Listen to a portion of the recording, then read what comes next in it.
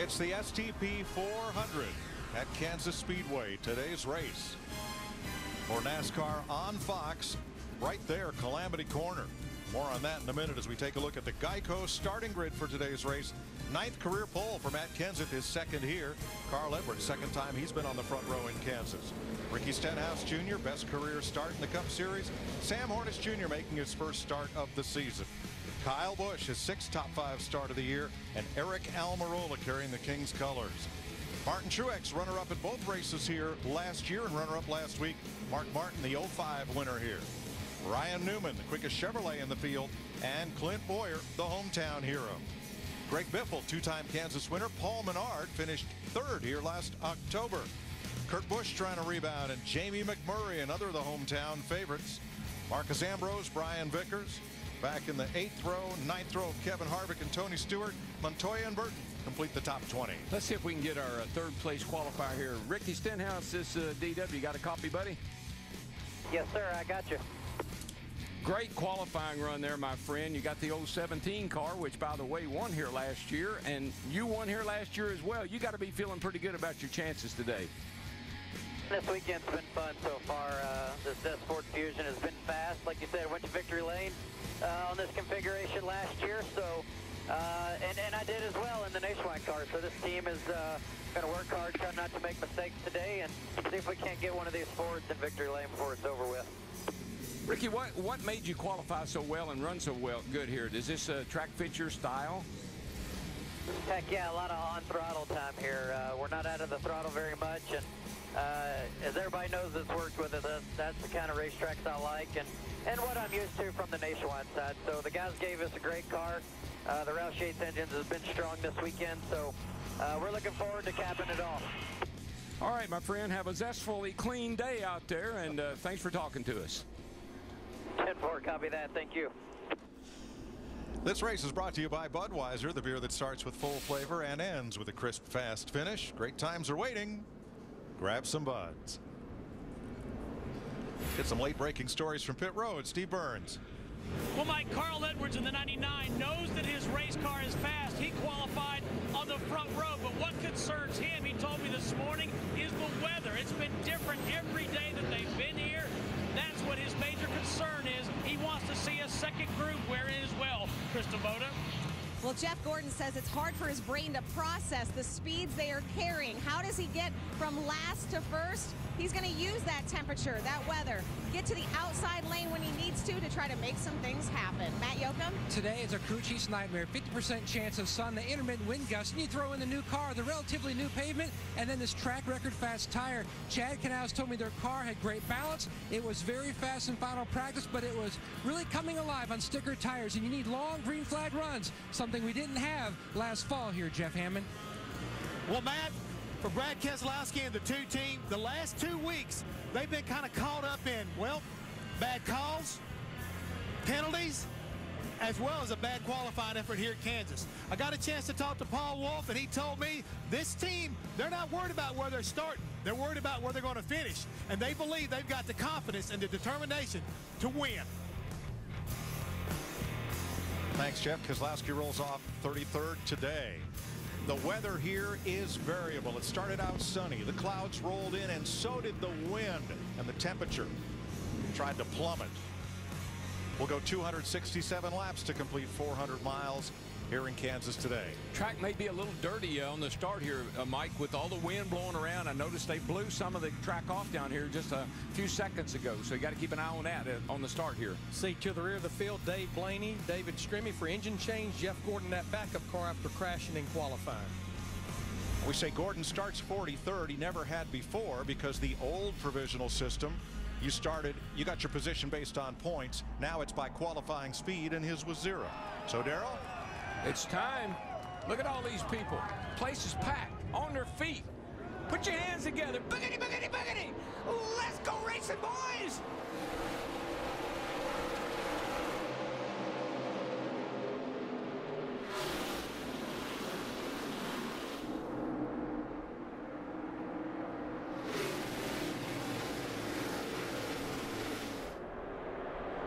Matt Kenseth had elected to start on the outside. That's the pole winner's prerogative. and it gets him the lead going into turn number 1. A gap back, and here comes Kyle Busch for third as they come to the line. Lap 1. Sam Hornish drifted back a bit. Yeah, Sam Hornish Jr. in the 12 car got caught up top, and he's going to fall all the way back to the 5th position, actually back to the 6th now. Yeah, a bunch of cars back in the pack there got up in the loose stuff, and they lost bunches of position. 11 is one of them. I think Biffle was another. Jimmy Johnson from 21st busted through the field on the bottom 3 wide at start finish to pick up 2 spots. Yeah, they'll be using this apron all day long. It's a shortcut. It's legal. You don't have to stay above the white line here. Now watch Greg Biffle as they came by. He's the number 16. Wow. He just got up in that loose stuff a little bit. A little bit of wind blowing across that turn. We've seen that happen to a number of cars. And they were 3 wide behind him. There you see Jimmy Johnson in the 48 all the way down to the apron. And Biffle is settled in the 17th position after starting 11th. And Larry, these cars should get a little more. These tires need heat in them. They need about 3 or 4 or 5 laps to really get the grip, that maximum grip. Tire's a little hard, needs a little heat in it. Yeah, we saw that in practice where the fastest lap was about lap 7 or 8 into a run.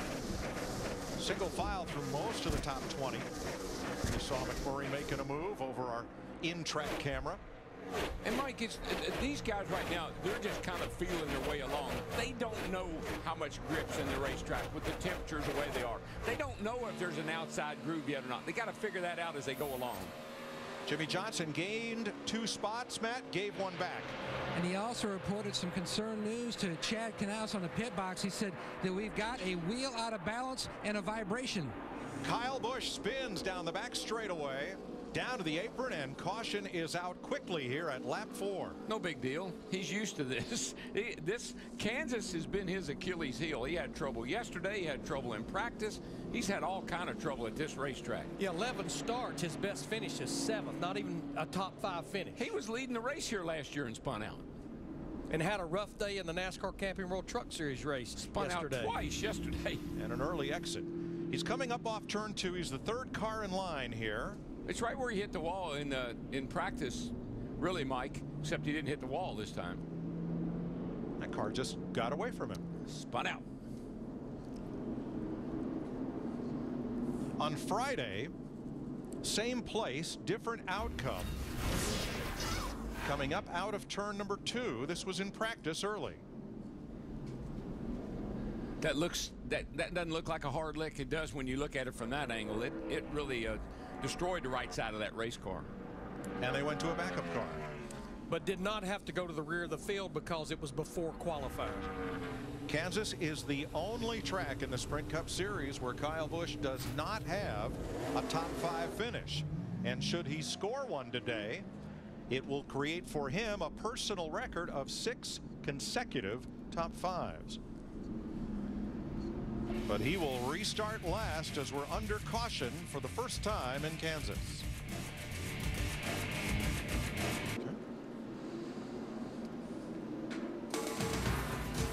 Under caution in the STP 400. 1 lap to go. We'll go back to green. Here's today's Ford EcoBoost track facts. Last summer, the banking here changed during the repave from 15 degrees to a variable 17 to 20 degrees. There's only been 1 Cup race here since. Matt Kenseth drove to victory lane in a Ford last fall after a track record 14 caution flags. Now, during this caution, Jimmy Johnson pitted from 19th.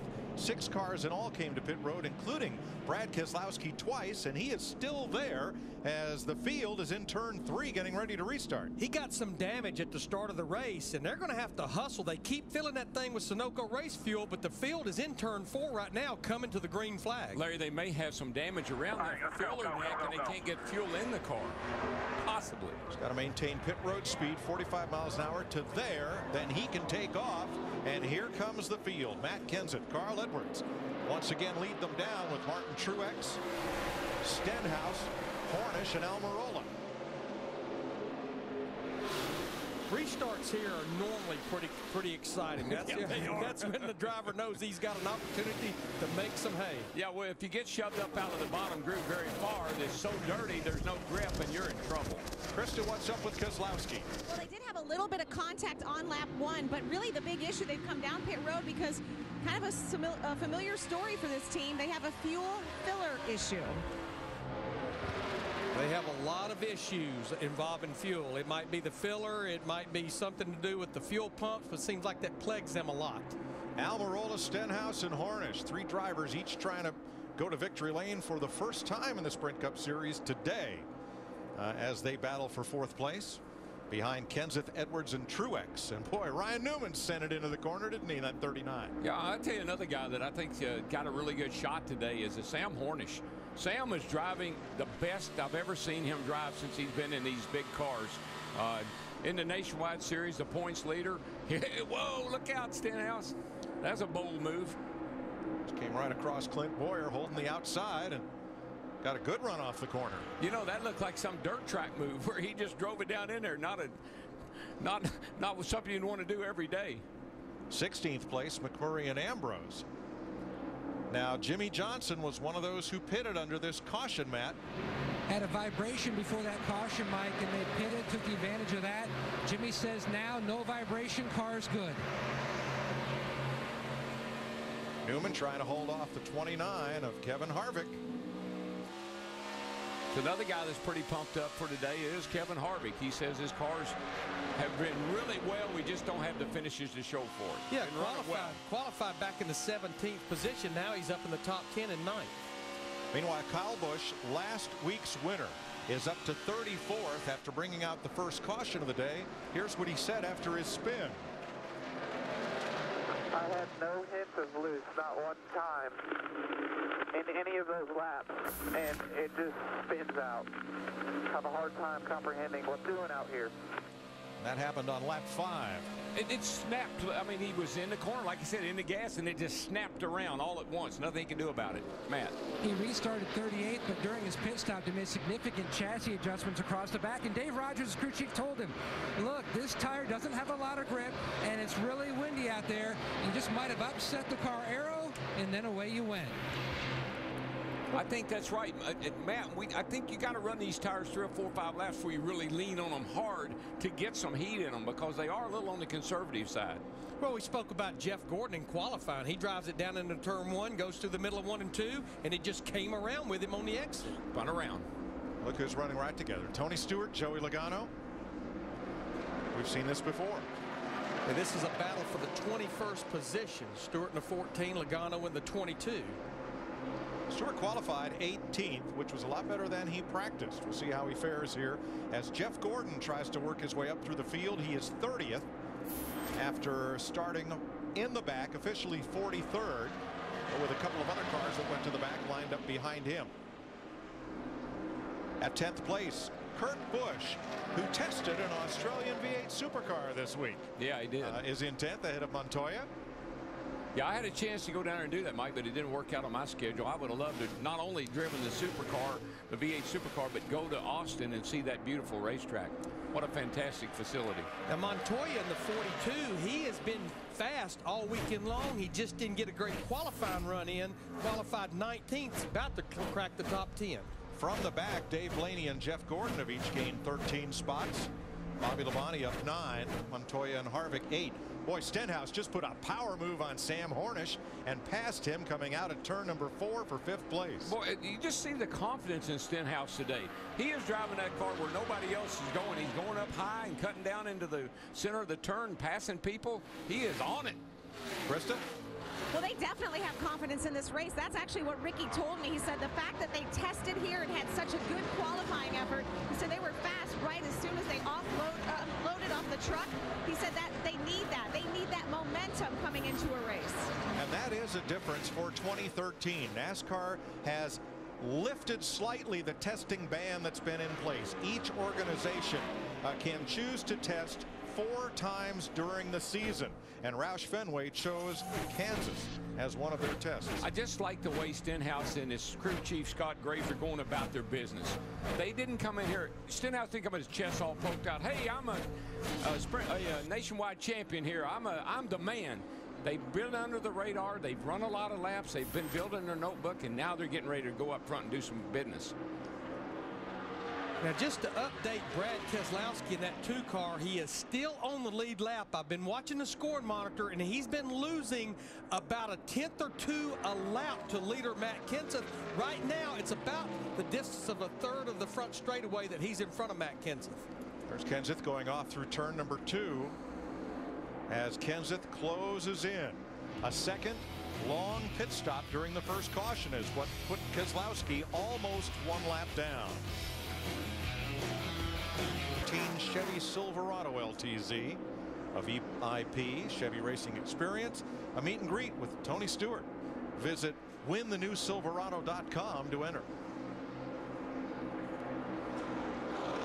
Stewart running 21st right now. And up at the front, Matt Kenseth has put a lap on Brad Keselowski. That long pit stop hurtful to his chances. Keselowski is one of 2 cars 1 lap down. The other, Michael McDowell, who's gone to the garage. Carl Edwards currently second. There is the interval. Steve. And Mike, he just asked his spotter, Jason Hedleski, if anybody had moved up into a second groove. Negative was the answer. Then Carl told crew chief Jimmy Fennig, he said the front end of this car is not consistent. It feels like it's all over the place right now. Steve, I honestly believe it's the wind. I've watched that here for 2 days now. The cars getting blown. They get gusts of wind. A reason a driver can't figure out what it is because the wind gusts. It'll gust up to 30 miles an hour, and it hits the side of these cars, and it moves the car around. Darryl, you talked about it in the pre-race that Matt Kenseth obviously won the race here in the fall. You just saw Jimmy Fennig. Remember, he was his crew chief when he won the race in the fall. But look above the wall at the rest of this racetrack. This track sits down in a bowl, and we see those flags waving way up above the racing surface. It's really windy. Down at track level, it's really calm until the wind rolls up and gusts across these corners, and it blows predominantly from turn 1 across to turn 2, and that's where the trouble happens. Yeah, and it definitely moves the car around. Those gusts will. 6th place, Kevin Harvick on the move. Boy, he Sam is. Hornish. That bad boy is going somewhere. Yes, he is. You know, we sat down with Kevin Harvick in your coach on Friday, and he just seems to have a nice comfort level right now. You know, it's been well documented. He'll be leaving Richard Childress Racing at the end of the year. But, Matt, he seems like he's pretty comfortable with his race car here. Harvick will tell you, Larry Mack, that he's had speed in the car most of the year, and right now he's showcasing it. He's come off the bottom just a little bit, but right now, telling Gil Martin, good car, can be better, needs a little more grip, especially when he jumps back in the gas on exit of the corner. Harvick pulls up on Keselowski's Ford, which is a lap down. And the problem, he's a lap down, but now Matt Kenseth is starting to lap other drivers, so that's keeping Brad Keselowski out of the position to get that free pass should the caution come out. That car is just so loose, he just continues to lose spots on the racetrack. But one advantage he may have, if you want to look at the silver lining, is he has been to pit road. They do have it full of fuel. He could stay out there a little longer. And I'm sure he will with the tire situation. He can probably run 5 or 6 laps longer than all the guys at the front of the pack. Yeah, it may not be much, but it may be just enough. Dale Earnhardt Jr. has moved up into the top 20. He started 23rd, currently 19th. And he is the highest running Rick Hendrick car in the race right now. There's Casey Kane just behind him.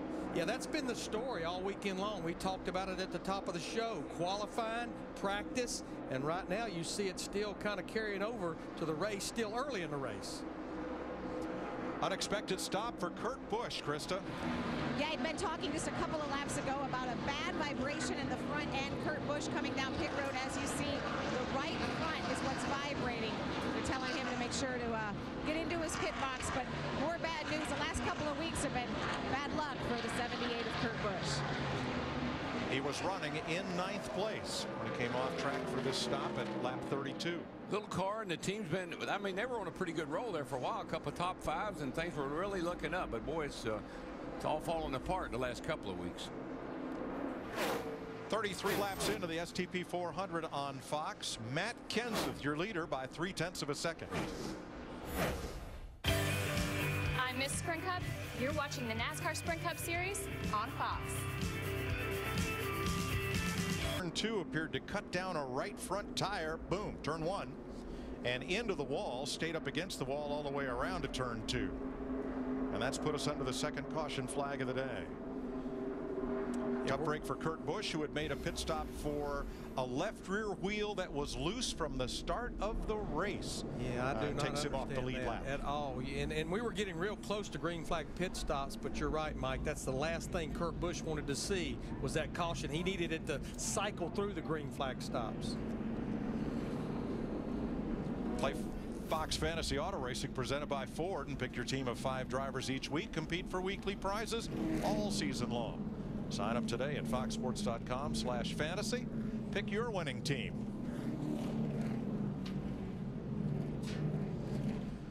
Josh Wise is our Aaron's lucky dog. First one of the day. You don't need credit. All you need is Aaron's. He was the first car 1 lap down, so he gets the free pass. And we'll be back on the lead lap. I don't know that we'll see any of our drivers at the front of the pack do this, but because this tire does not have a ton of give up, the grip we have here with the cooler weather, I would not be surprised to see some drivers back in the pack go with 2 tires for track position. All right, let's check with Jeff Hammond for more on handling. Yeah, Mike, we're down here at the Ford Racing Tech cutaway car, and we've been talking so much about the wind and how it affects the car.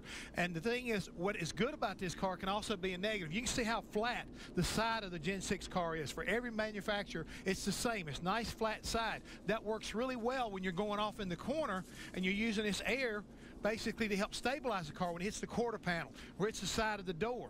Now you can imagine what is a positive can also be a negative when the wind is gusting back and forth. You use it to kind of lean on the right side, but the wind gusts across on the left, it loosens the car up. It can work just as much in your favor and against you at the same time. So here today with gusts like Darrell and Larry and Mike have been talking about, this car can be really good or it can be really bad. Thanks, Jeff. Pit road will be open this time, and we're within the fuel window. Here comes everybody on the lead lap. Steve?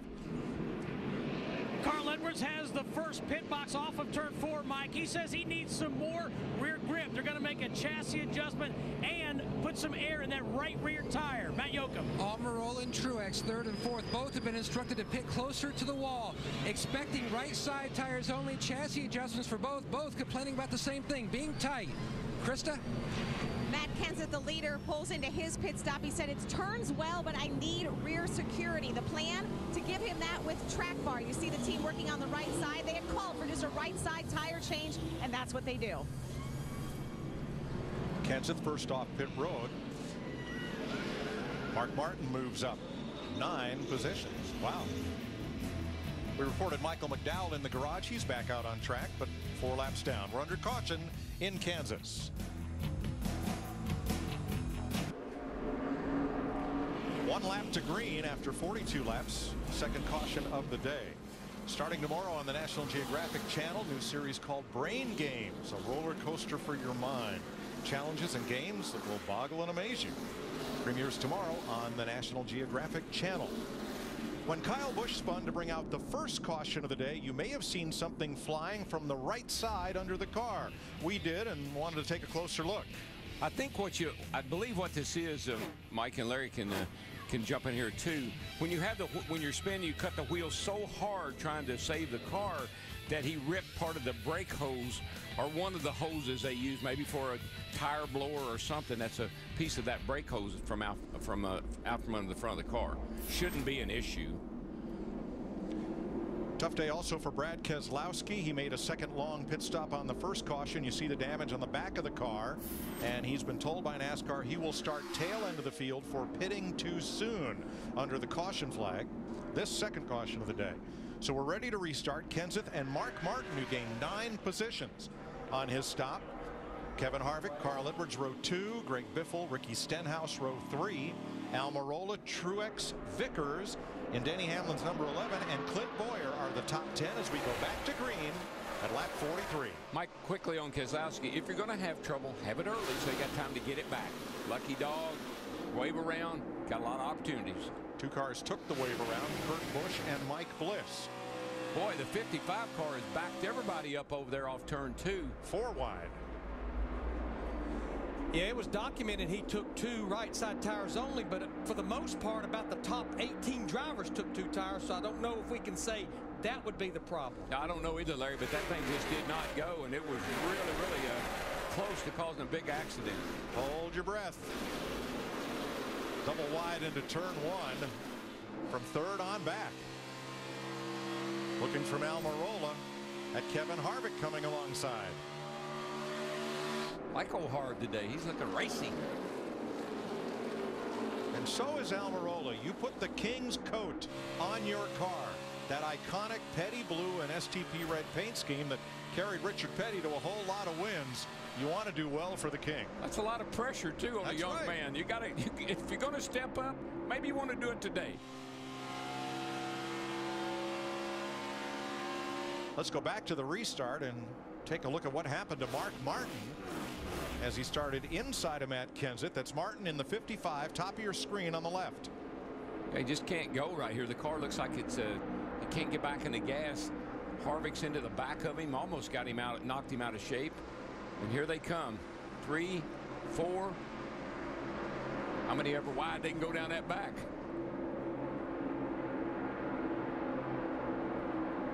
Right now, it looks like whatever the problem was, he has kind of settled in the 11th position. And he's definitely well up to speed now.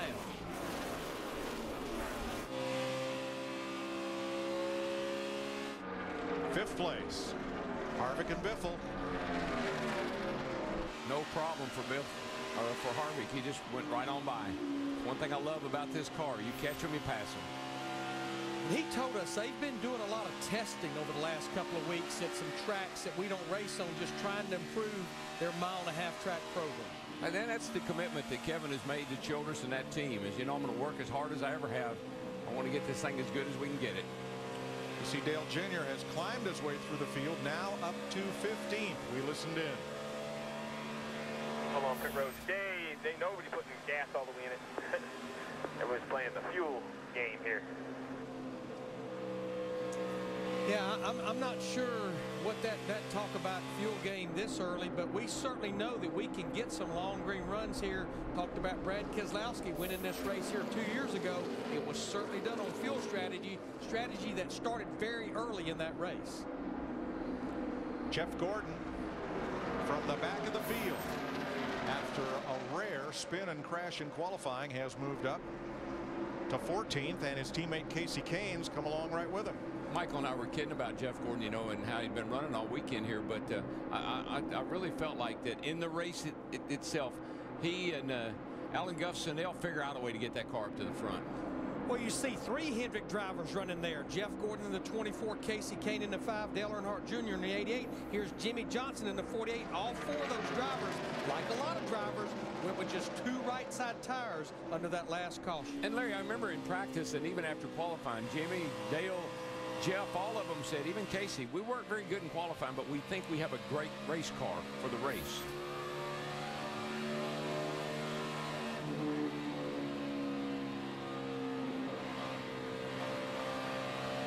Back in the throttle before they even get to the middle of turn 3 and 4. Yeah, this car, it really is interesting. This car, you can run the corners so hard in this car with that cambered rear end, that big spoiler on the back. They got a lot of side force.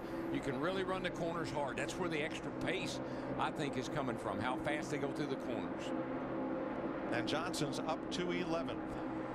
Well, we talked about none of them qualified in the top 20. Now they're all in the top 20. Up front, though, it's all Toyota and Ford. Toyota first and fourth, Ford second and third, Steve. And Mike, I'm listening to Carl Edwards. He's a little concerned about his left rear tire. The crew members have put their helmets back on, and he has not indicated that he's going to come back to pit road, but he is concerned about the left rear. Well, we already know Kurt Busch had to come to pit road for a loose left rear tire, and that's something we heard and saw a lot at Texas last Saturday night, were some loose wheels after a pit stop. I'll look at your Toyota top performers. Matt Kenseth has led every one of the 53 laps today from the pole in his Joe Gibbs Racing Toyota. Martin Truex Jr. runner-up again last week. In 4th, Clint Boyer 8th, Brian Vickers, Mark Martin.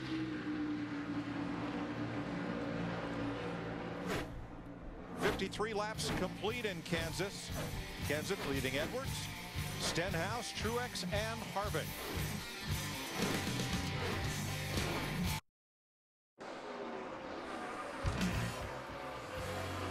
A second inside look at what's happening in the NASCAR Sprint Cup Series, brought to you by Sprint. Matt Kenseth has led every lap so far today.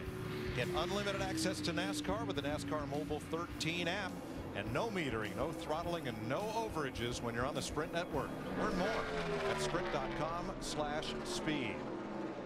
Carl Edwards holding a 2.5 behind Matt Kenseth. Ricky Stenhouse a solid 3rd. Martin Truex, Kevin Harvick, no change in your top 5. 36 cars on the lead lap.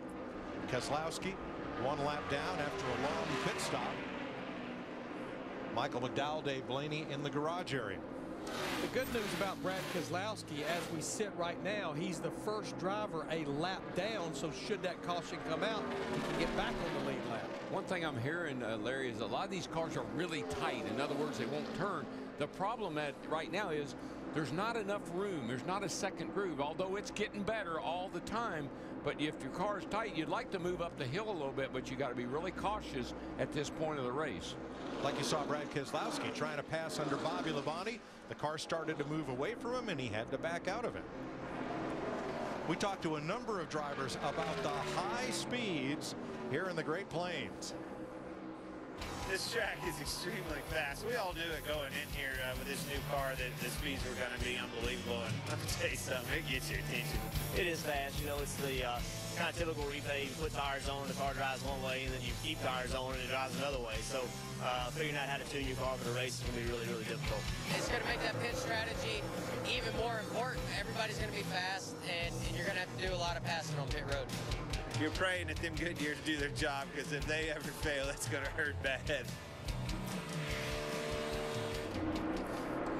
When you talk about the speeds at this track, they repaved it during the summer. Our first race on this new surface and configuration was in October. Goodyear was doing a tire test here last August, and that's where Dale Earnhardt Jr.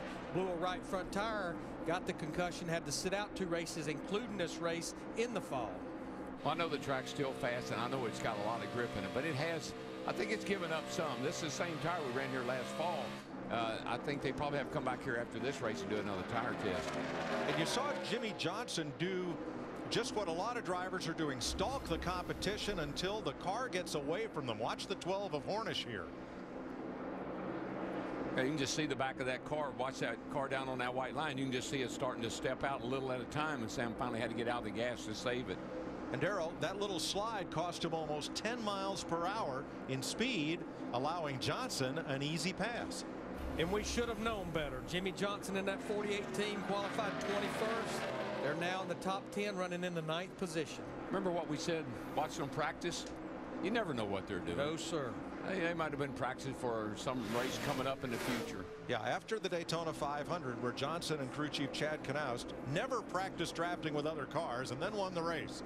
We've learned not to second guess that. Well, here's what they have, an advantage they have. Well, we'll just put back that winning setup that we had here before.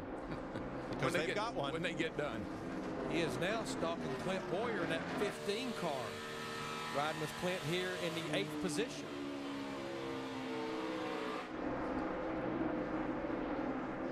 And Clint didn't make a mistake. Jimmy just got underneath and drove by.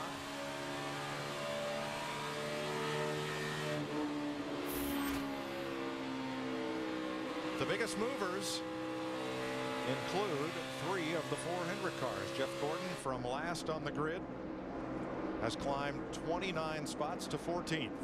Got to keep an eye on my little buddy here, Ricky Stenhouse. I got a lot of faith in the kid today, but he's going to have to I have to throttle back a little bit. Watch him here coming up off turn 4. Ooh. Saw that yesterday with Kyle Busch in the truck race, and he spun her through the grass. So Ricky did a nice job of hanging on, but I'm going to have to be careful here, bud. I don't think Ricky Stenhouse Jr. knows any way but wide open. I go back to when all he had to do is have a decent run at Homestead Miami Speedway to win that Nationwide Series championship, and he was wide open to the checkered flag. Larry, he just slowed down, seemed like a little bit. Krista, what do they say? Well, Larry's, you guys are talking about exactly what Scott Graves, Ricky Stenhouse's crew chief, told me. He said he drives flat out every single lap. And he said we almost have to teach him to back out a little bit, teach him the finesse. But he said, I would rather have a driver who gives me everything than holds back. Yeah, he just dropped back enough to let Martin Truex and Kevin Harvick both go, and now here comes his teammate Greg Biffle, as if that slide off of turn 4 got his attention. Well, the car that was next to him was Mike Bliss when he got way up the racetrack there. Bliss sensed something was wrong with his problem, and Bliss shot to pit road. The problem was he overshot pit road and cleaned out our friend the orange cone that stands sentinel at the beginning of where you have to get down to pit road speed, and Bliss carried the cone all the way to the entrance to the garage. Yeah, and the orange cone's pretty smart. He isn't coming back. Yeah, we felt like watching practice yesterday that the life of the orange cone today would be short-lived. There you see it. And there you now don't. you don't. Goodbye. Free ride. See ya. Don't want to be you. Matt Kenseth has led every lap so far in Kansas. And Kevin Harvick. 18 out in the grass there. That got real congested down at the end of pit road there. See Carl Edwards in the 99, his crew, the first driver to change 4 tires leaving pit road. Kenseth with a good jump off pit road to retain the lead at 74 laps, working the 3rd caution of the afternoon. The STP 400 on Fox is sponsored by Budweiser. Great times are waiting. Grab some buds. Time for an AT&T race break brought to you by the nation's largest 4G LTE network, AT&T. Rethink possible. 3rd caution of the race. The only leader this way so far has been Matt Kenseth all the way, but the hot driver coming in was Kyle Busch, and if you tuned in a little bit late, you missed him spinning out, having some problems as brake hose flies off the car. And then, of course, Brad Keselowski, the fines and suspension for his crew chief, who is working this while they appeal. Paul Wolf, 2nd time they had problems in the pits. And, Michael, what we're seeing so far, the groove widening out here just a bit, and the issues on pit road as well for some other drivers. Yeah, there you see Carl Edwards getting forced out into the grass. We saw Kyle Busch out there as well. Watch Kyle Busch, the move he has to make. You don't want to get any damage to your car. And you can see right there, he just reacted right fast to the 11 car of Brian Vickers moving over to protect his car. So let's get back to the groove. The groove is going to be wider and wider as the race goes on. We see the leader electing to take the outside. You get on the outside, you can lean on that air that Jeff Hammond was talking about earlier. When you're down on the inside, you get pinched down. It's hard to make time down there. And gradually, that groove will get higher and higher. And we saw Martin Truex Jr. come back in. Let's check in with Matt Yoakum on that. Chris, a pit lane violation. One of the crew members was not back across the wall before Martin left his pit box. He was going to have to go to the tail end of the line. They decided to go ahead and take advantage of being at the back, hit pit road, take left side tires, and make one more chassis adjustment on that 56, Chris.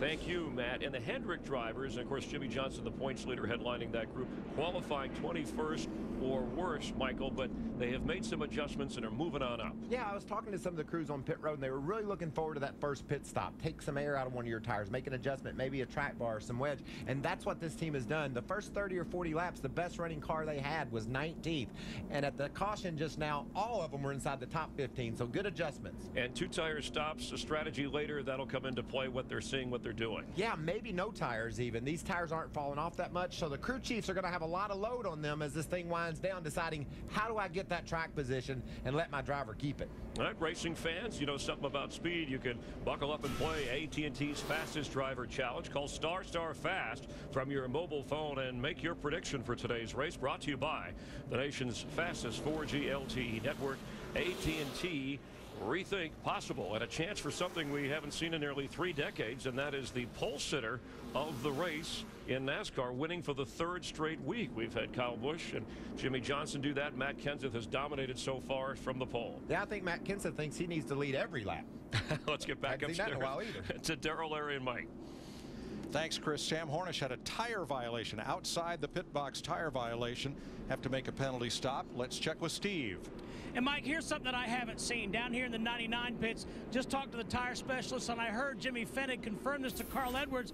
The tire spun 180 degrees once it was on the wheel, and they don't know what caused that, but it is something that they're going to check on. Again, if you index it by the wheel weight, it went 180 degrees from where it was put on the wheel. And Steve, that probably did that at the very beginning of the run when it was at real low air pressure. But interesting strategy. Brad Keselowski and Paul Wolfe pitted on lap 51, a lap down. They've taken the wave around. At best, they're going to have to be at pit road probably in about 14 or 15 laps. Huge gamble, but it might be where it might pay off. With the number of cautions we had here last fall, not a bad bet. We are back under green. Matt Kenseth had led every lap 3 wide back at 3rd place into turn 1. Matt Kenseth will have a visitor here before long in a car that's got a big 4.8 on the side of it. As in Jimmy Johnson 05 time. Yes, sir. He's inching his way to the front. Almirola surrounded. Carl Edwards on the inside. Paul Menard on the high side. And now Casey Kane on the inside. That was a wild restart for Almirola. It was, but Almirola did a great thing. He jumped in that throttle and cleared those guys to get away from him. Matt. Mike, on that first pit stop, Almirola lost a couple spots on pit road because they were topping him off with fuel. And then his biggest complaint, the car was just absolutely too tight on right side tires. They made some adjustments. We'll see if they fix them up on this run. Casey Kane underneath Paul Menard, who had a great run here last fall and trying to repeat that. There, you talked about the gamble on the 2 car. I think it could pay off based on this restart. These guys are all over the place. I mean, look at them here on the right side. 3 wide going off into turn 1. They're not bashful at all, especially right after car in the wall, turn 2. Lost the handle, slid up high. That's Mark Martin, but he continues. Good job, man. 16, got him loose, stepping inside. Mark's car is just a little edgy in traffic. Wow. We stay green, no caution. Mark Martin was 14th, and he had that big slide and comes across the line 31st.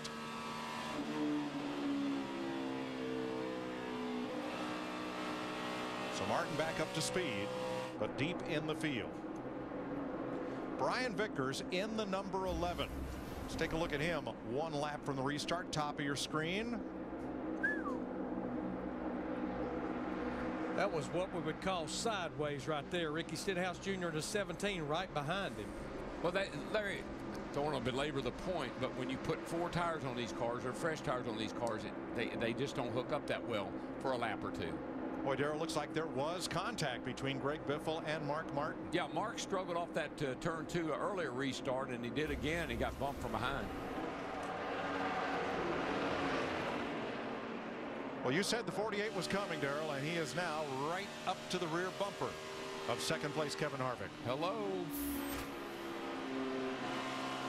I've been watching him the last few laps. Harvick was actually doing it earlier in the race, but Jimmy Johnson down in 3 and 4, he had moved about a lane off the bottom, and that's where he was really making up some ground. You can see him doing it right here as he works to the right rear of Kevin Harvick in the 29. He is right up on that edge now, that what dirt track racers call a cushion. There's some grip up there, but you don't want to jump that cushion.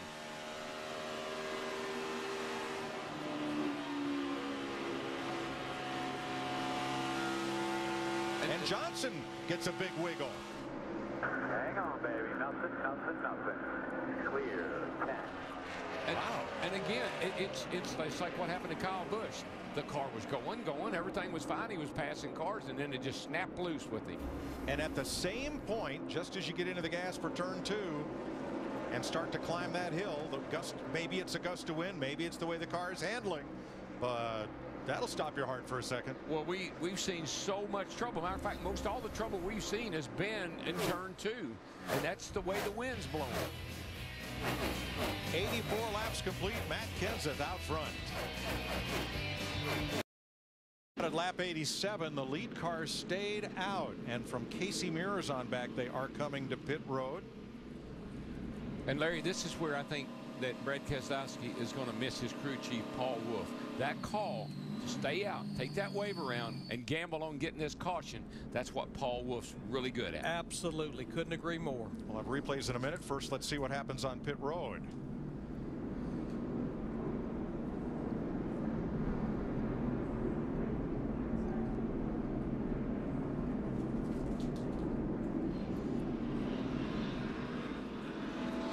So the first 21 cars stayed on track after this caution. Car moving up to the high side of the racetrack is Elliott Sadler, running 34th. Gets up high in turn number 4 and into the wall. Remember, we said, you know, there's a small half groove out there, but don't jump the cushion. Looked like Elliott got into that loose stuff, and the car just would not stick. Under caution for the 4th time today in Kansas. Let's see what's fresh off the wire, brought to you by KFC. Here's Matt Yoakum.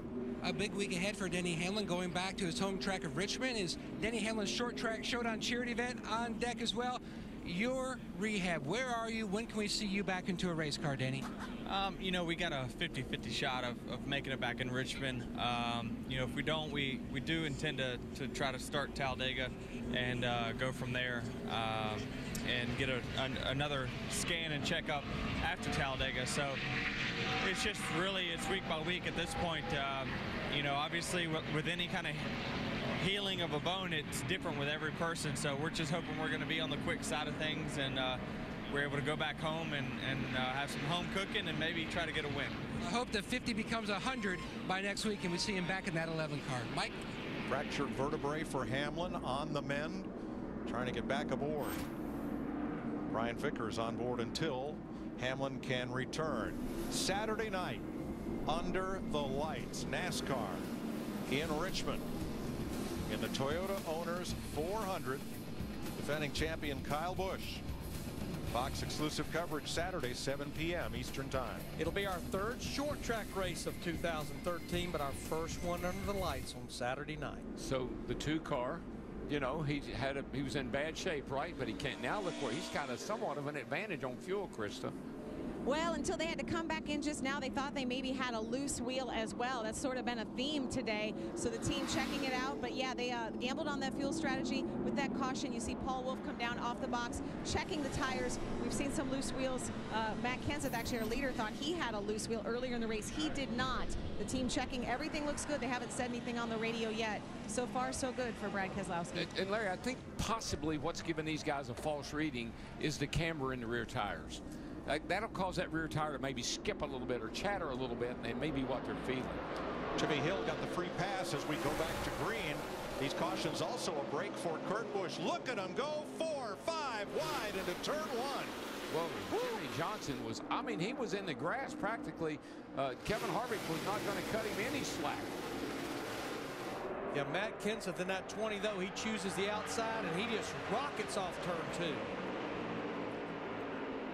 Boy, it's like California, Darrell. Get all you can the first 2 laps of every green flag run. Yeah, but on the restart here, I mean, at California we were with 11 laps to go.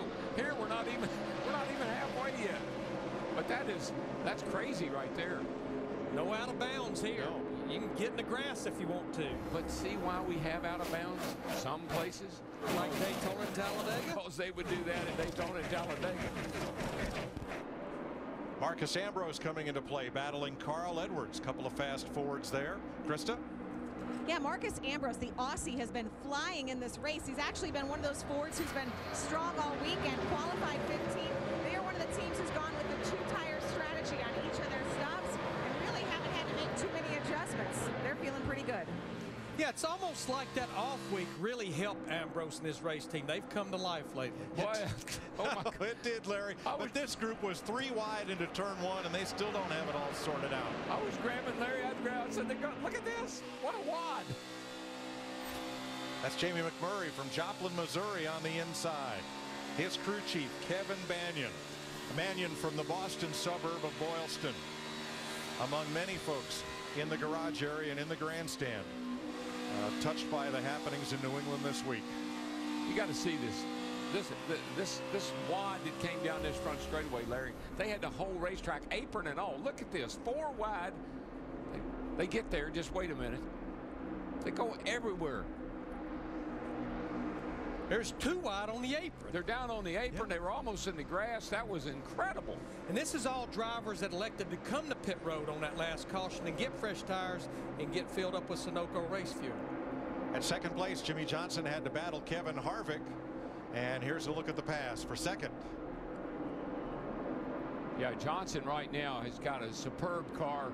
He's going to chase down our leader here, Matt Kenseth, in a very short period of time. That 48 car doing what it always does, finding the front. 10th place, Casey Kane with Almirola and Jeff Burton in the green and black 31 from RCR. And Kurt Busch took the wave around 1 caution ago, and it worked out great for him. He is back up to 13th after having problems early and making an unscheduled stop. Yeah, lap 32, he was on pit road under green with a loose wheel, and then the caution pretty much put him that lap down. They've had fast race cars, had those 2 top 5s. They were fast at Texas, had the fuel rail fitting issue. If they can just get all the mechanical issues wrapped around their performance, I think they're going to make a lot of noise. Larry, this apron, passing the cars on the apron here, it's crazy how these guys.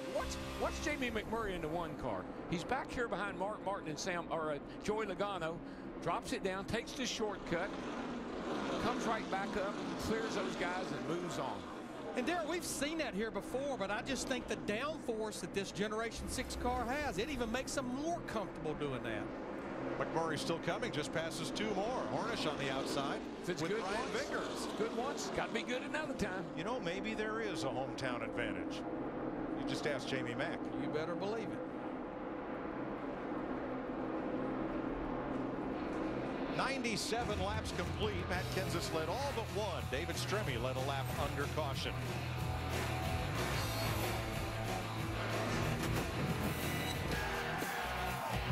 Plenty more to come right here on NASCAR on Fox. As he was sliding down off the wall in turn number 4, nothing Kyle could do. Joey doing everything he could to avoid him, but could not.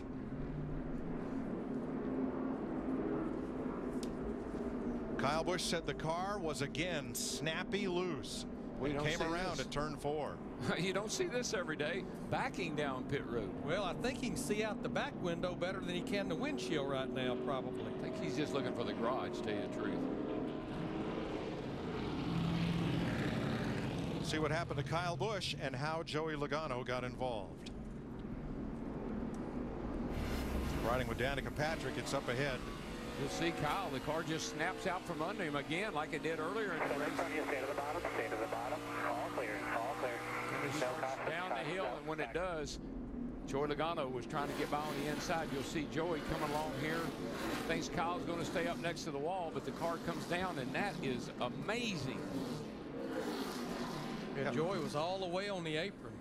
He felt like Kyle was probably going to stay outside up next to the wall, but the car was just coming down the hill. And look at that 22 car, just goes airborne. What an impact.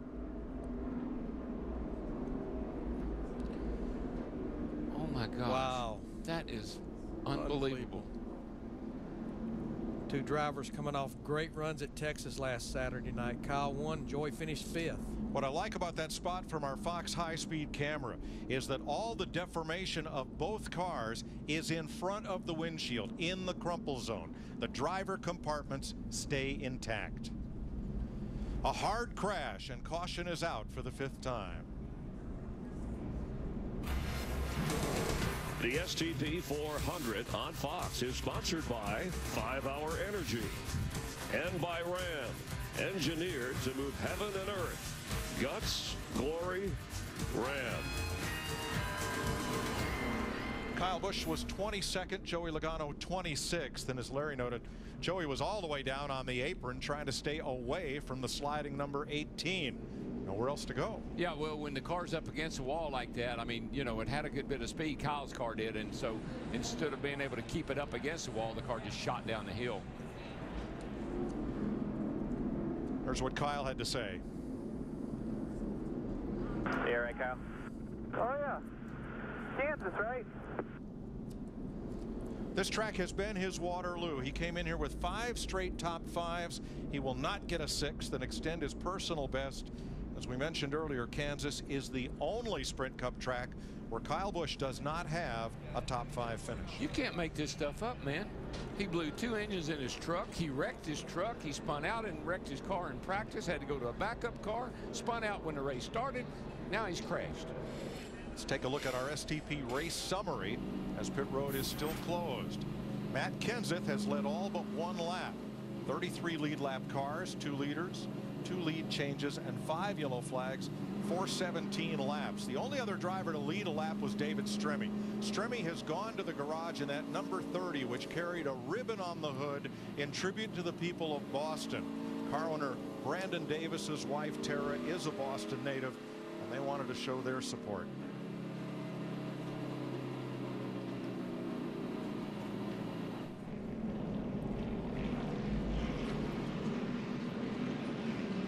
The entire NASCAR family extends heartfelt sympathies to everyone affected by this week's tragic events in Boston and in Texas.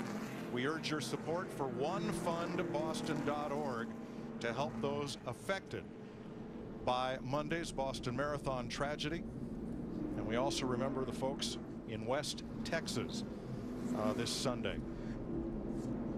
Look at the numbers on all the Michael Waltrip racing cars. They are replicas of the Boston Marathon bibs. Michael's competed in the Boston Marathon, and that is just what the runners wore this Monday, Patriots Day, on all 3 MWR cars. And a lot of NASCAR drivers, standouts, and champions from that area. Ralph Moody from Taunton, Ron Bouchard from Fitchburg, Pete Hamilton from Dedham, and NASCAR Modified and Sportsman champions Bug Stevens, Rini Charland, Fred DeCero, all from the Boston area. Jeff Fuller, his brother Rick Fuller, and a lot of crewmen and crew chiefs and folks throughout the sport from New England, and we all consider Boston the hub of the universe. I think the vigilance of that lady that saw her door had been open and the bungee on the boat cover had been cut or removed, just the fact that she was aware and made that phone call and said, I think you might want to come over here and check this out. That's the responsibility we all have. That's something we can all do.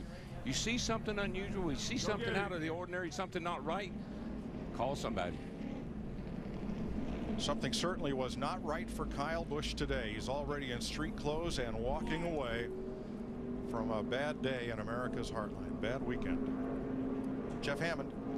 Kyle, not really a good day for you. What happened out there? Spun out twice, all on our own. Just don't know what to do with Kansas. What do you think about the track? Otherwise, you just no grip on the track today?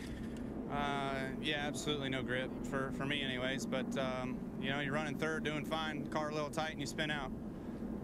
I don't know what to do with that. And then you know, we're back in traffic all day. Traffic's way worse. Just trying to get back up to the front and making some gains, but the car just snaps out from you every corner. Thanks a lot. The irony of that is his teammate Matt Kenseth has been up there and led 106 of 107 laps, but he's not had to deal with traffic except when he was lapping other drivers. Let's listen to some audio from Joey Logano, the other driver involved in that crash. Dang it. We got him. I'm sorry, Joey. I thought he was going to stay up there. Yeah, I would have thought the same thing. If I was driving Joey's car, I'd see the 18 up against the wall, figure he's going to grind off speed, probably land up there and not come down the hill. But the car, Kyle's car, just shot down the racetrack, and here comes Joey, know where he can go. Yeah, that was Joey's spotter, Tab Boyd, that was trying to guide him through that and give him the best advice he could give him. And Logano patiently faces the media after his day is shortened, trying to avoid Kyle Busch's crash. Larry, it just seems to me like, you know, Here's the 22 and the 2. The 2's already had all kinds of problems in the pits and everything else, and then the 22's, once turmoil kind of sets in, you get bad results. Back to a hard-working Jeff Hammond. Joey, looked like you had no place to go right there, hard lick. Yeah, it's. I mean, I watched it the whole time. As far as it's a little frustrating. I seen him get loose and get up to, up against the wall, and I thought initially he was going to come back across the track, and then he slapped the wall with the right side. I'm like, okay, he's going to stay up there. So I committed to gunning it and get by him on the bottom, and then he came back across. Just unfortunate for our AAA guys. They worked hard all weekend. We didn't ever have a good piece that was good enough to win, but we were going to try our hardest to rally the best finish we can, like we have the last few weeks, and. Just unfortunately, we're here in the garage. It's done. We hit it really hard. So it's thank you to NASCAR and then one way they build these cars. I went back at the shop building great cars that keep us safe when you take licks like that. Glad you're okay. Logano, another driver who's been snake bit at Kansas. He's never finished better than 15th here.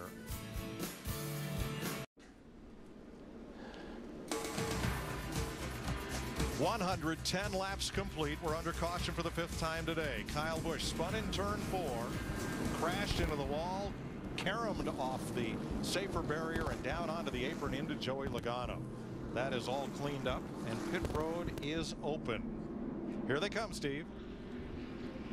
And Mike, Clint Bowyer's car has gone from loose to tight in the center.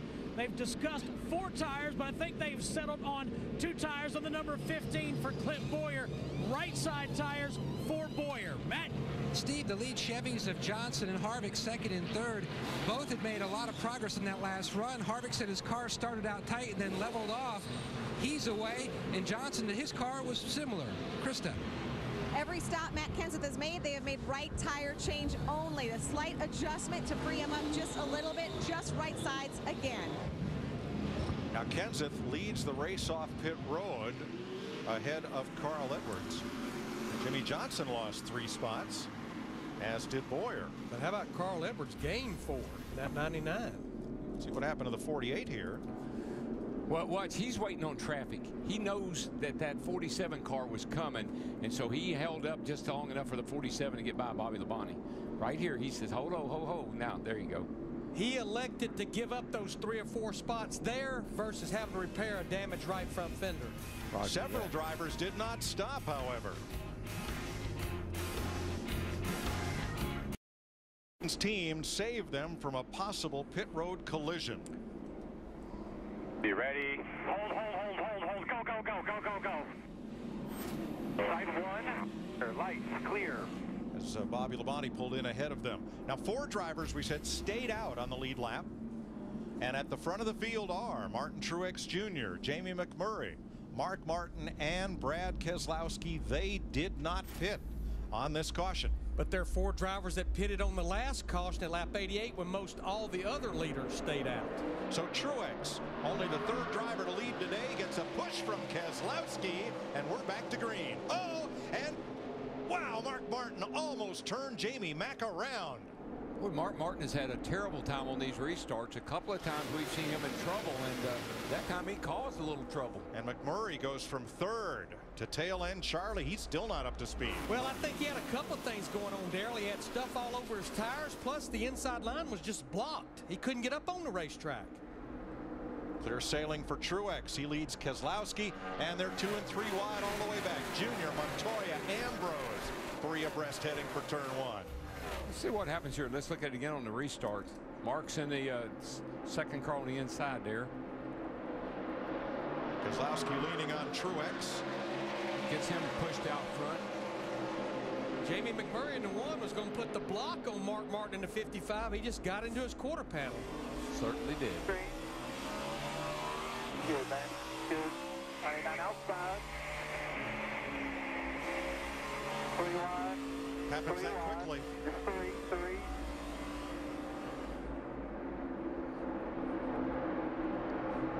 That almost caught up Matt Kenseth, Ambrose, and more. That was really, really close. It's almost like the intensity of restarts just ramps up more and more as we get into the race. But how about Brad Keselowski and Paul Wolf in that too? I mean, they were a lap down shortly after the race got started. A lot of strategy, a real gamble. There they are running second. Jeff Gordon, just a big pass there by the 11 of Brian Vickers, doing the dive bomb on Gordon into turn number 1. Now it's Gordon and the 43 of Eric Almirola. Takes me back to 1992 when Jeff Gordon's very first Cup race in the 24 was also Richard Petty's very last Sprint Cup start in the 43. Last race of the season at Atlanta. At Atlanta, yeah.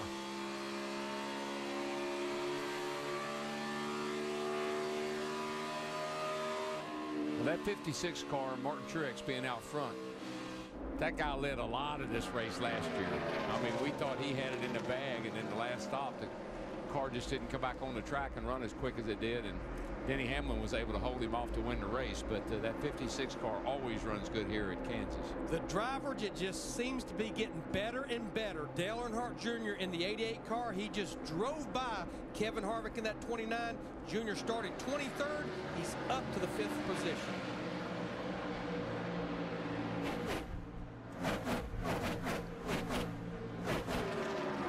What's changed since the start of the race, Jeff Hammond?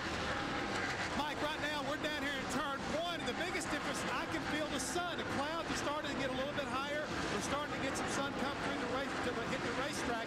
And in talking to drivers like Brad Keselowski this morning, he really felt like his car would get better if we could get some sun on the racetrack, and the racetrack could get warm enough so these tires would start putting rubber down and start making a bigger groove. So I think we're starting to see this down in turn 1, starting to feel the heat.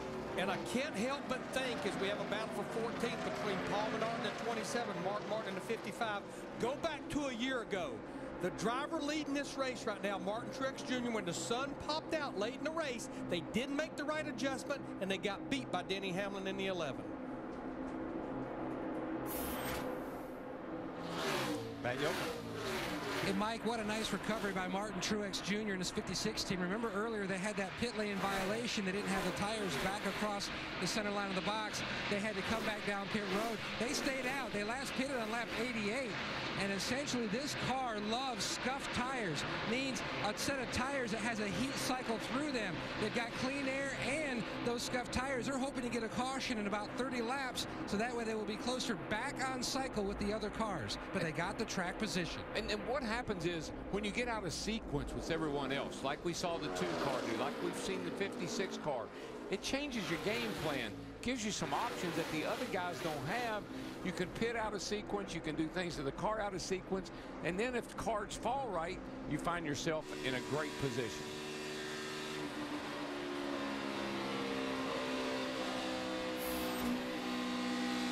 Matt Kenseth led most of the first 110, all but one of the first 110 laps of this race. But Krista, right now, Kenseth sitting in 4th. Yeah, but no panic right now in the 20 camp. Obviously, the guys ahead of him on the track are the ones who had stayed out. Matt Kenseth did come on the radio and say his oil temperature is a little bit hot right now, but he's been so good and so specific with what he needs in his race car all race long. Well, let's tie this together. Michael Waltrip at the end of the pre-race show talked about the temps were really coming down. He even made note of some drivers' teams putting a little more tape on the nose. Think about what Jeff Hammond just reported about the sun starting to come out. That's going to raise the ambient temperature. Maybe a little too much tape right now. And you don't know if you have too much tape if you're running out front the whole time. You got it. But now he's back in a little bit of traffic, getting not quite as good of air, clean air as he was getting. Those temps might creep up a little bit, but doesn't sound like any urgency to me. Carl Edwards started outside pole, and he also stopped at lap 111. So he is the 3rd car in line. The 2 ahead of him, Truex and Keselowski, did not stop under the 5th caution flag of the day. Johnson and Harvick have been close companions all day. 6th place here.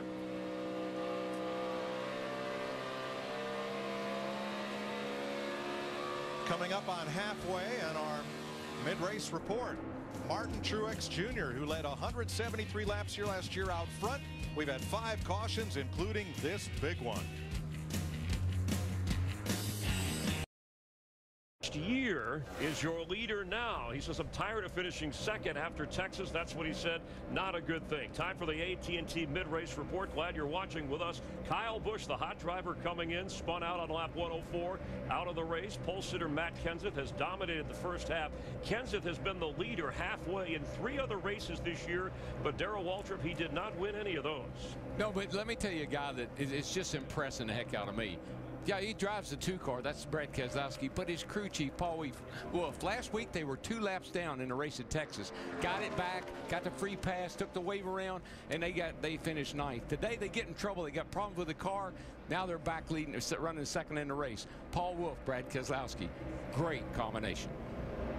Jimmy Johnson has marched from outside the top 20 to be a contender inside the top 5. Some of the guys up front inherited their track position through pit road. Jimmy Johnson raced his way to the front. I like what I'm seeing out of that 48 car, and I think they will be the guy you have to beat when this race ends up.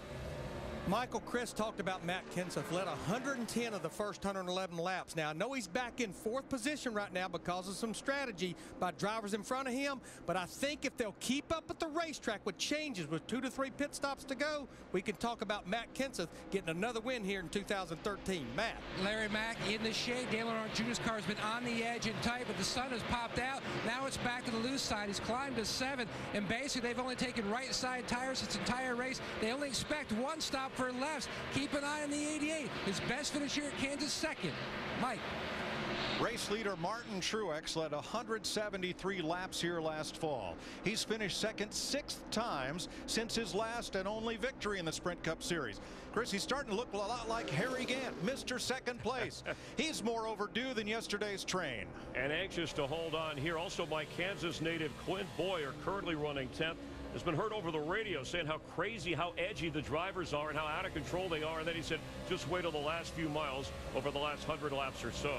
Halfway, this has been your AT&T mid-race report. You're watching NASCAR on Fox. We're live from the Kansas Speedway.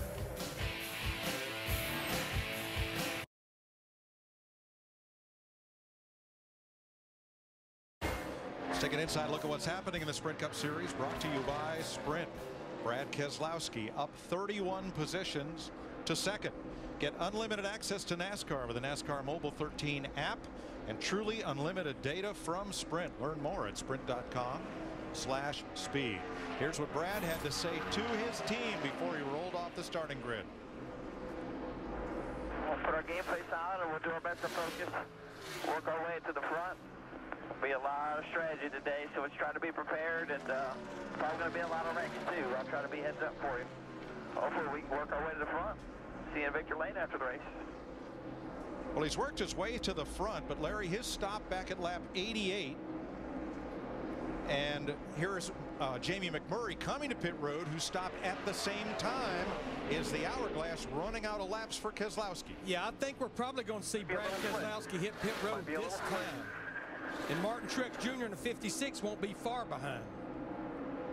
Scheduled stop for Keselowski, who did not pit under the last caution, nor did Mark Martin, who's just been on and off pit road, and the race leader Martin Truex. Krista.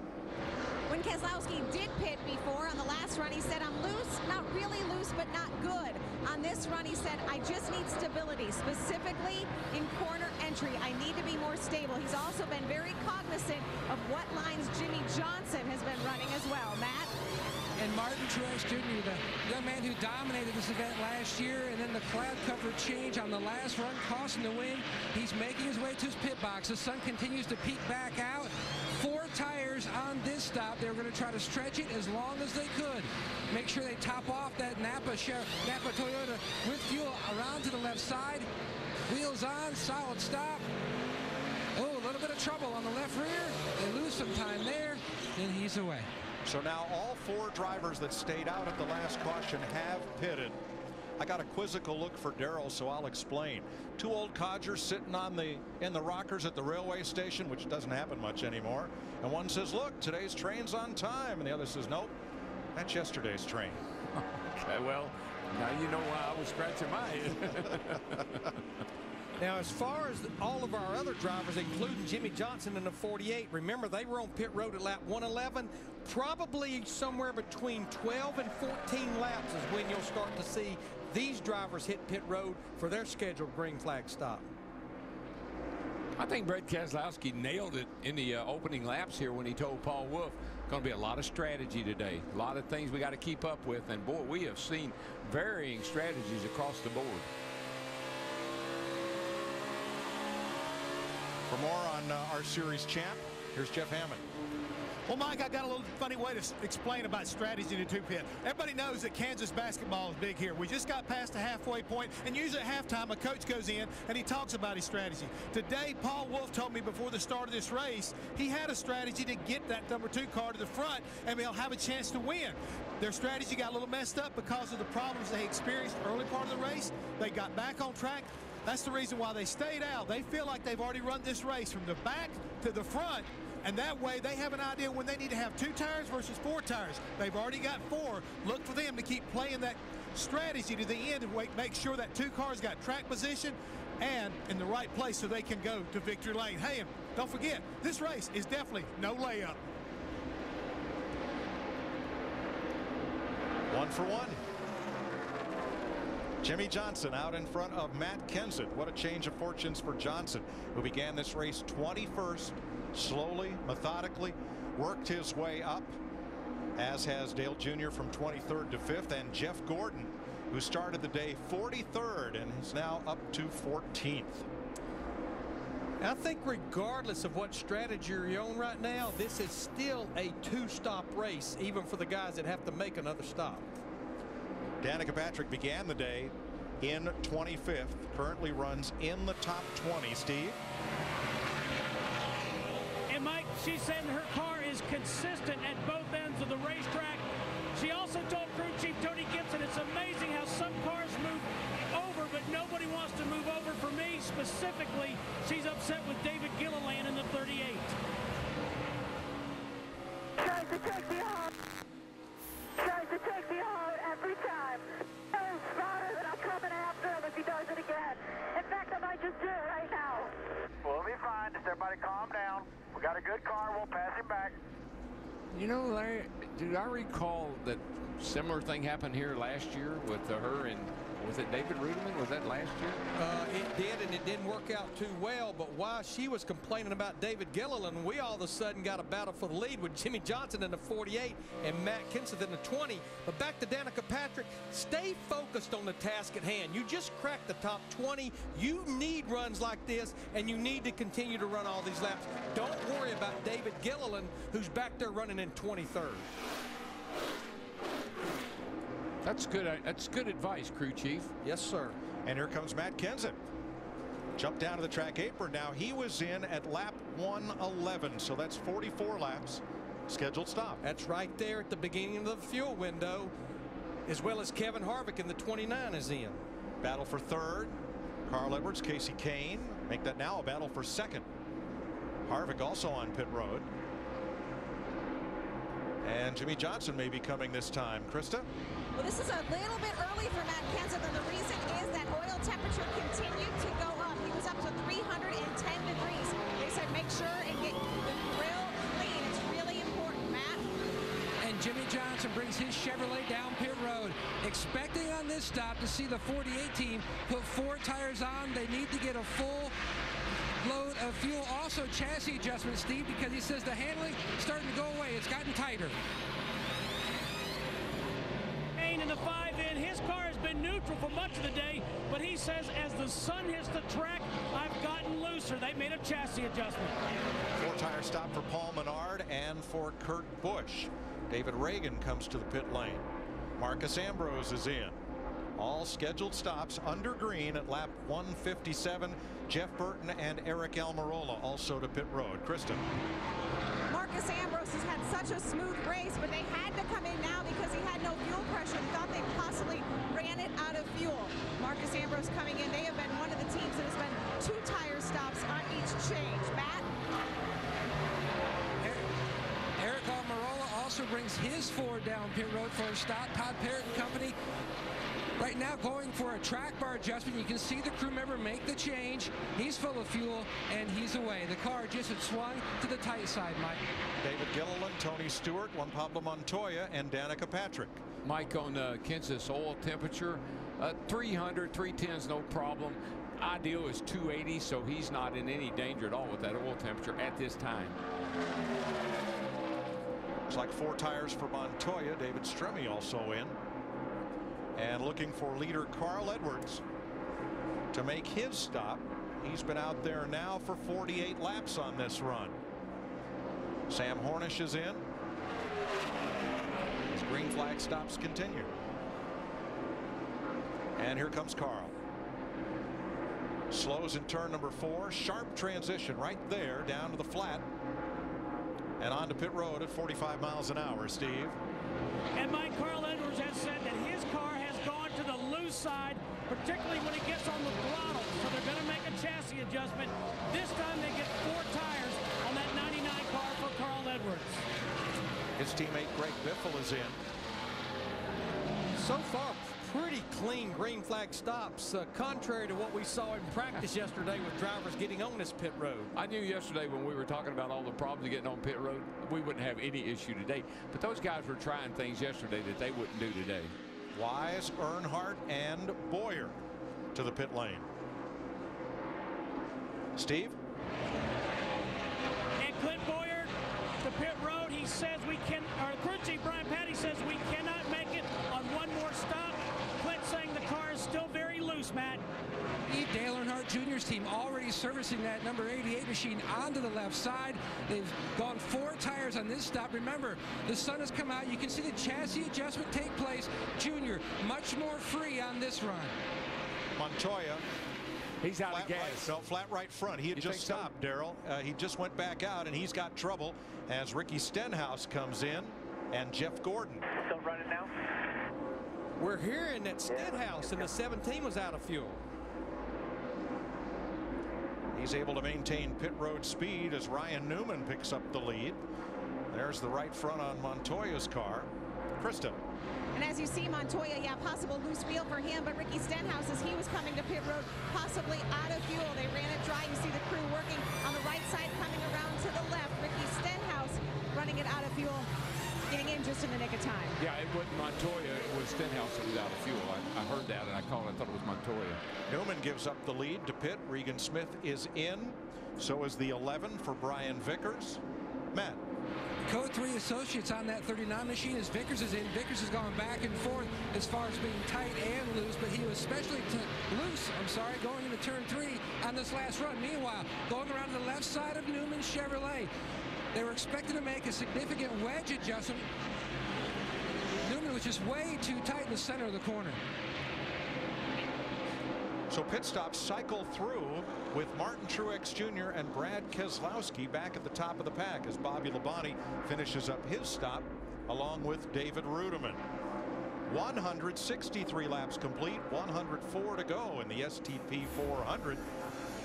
Pit road entry a little treacherous here in Kansas.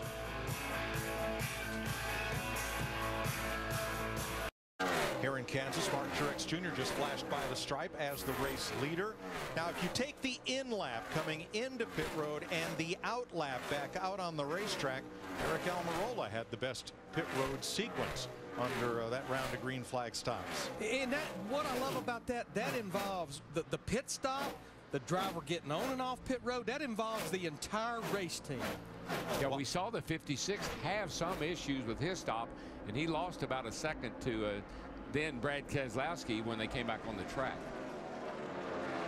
Matt Kenseth stalking Keselowski for third as they roll off into the corner, and Matt has room on the bottom. The next car in front of them will be Danica Patrick, who made an unscheduled pit stop while we were in break to remove a piece of debris from the radiator inlet. The water temp had gone up to, they said, 300 degrees or so.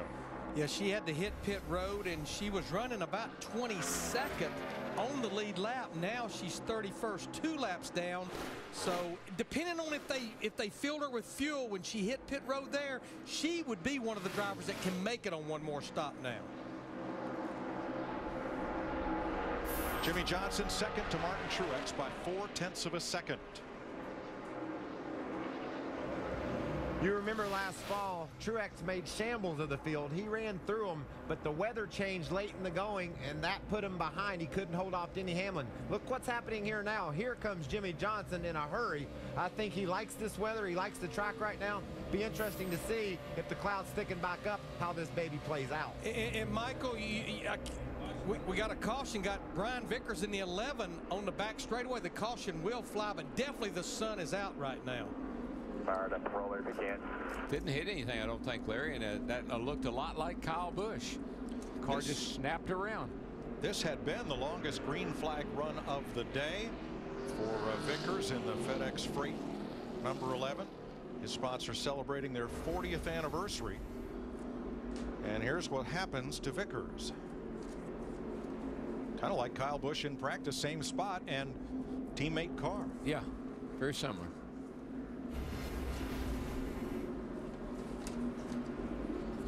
Flat right rear at least. Got some damage too. Hit it pretty hard. There's more damage on that car than there was in Kyle's in practice, and they put that car away and went to a backup. Think about this. That's the 3rd JGR car that has spun out. Coach Gibbs. 81 car with Elliott Sadler, 18, and now the 11.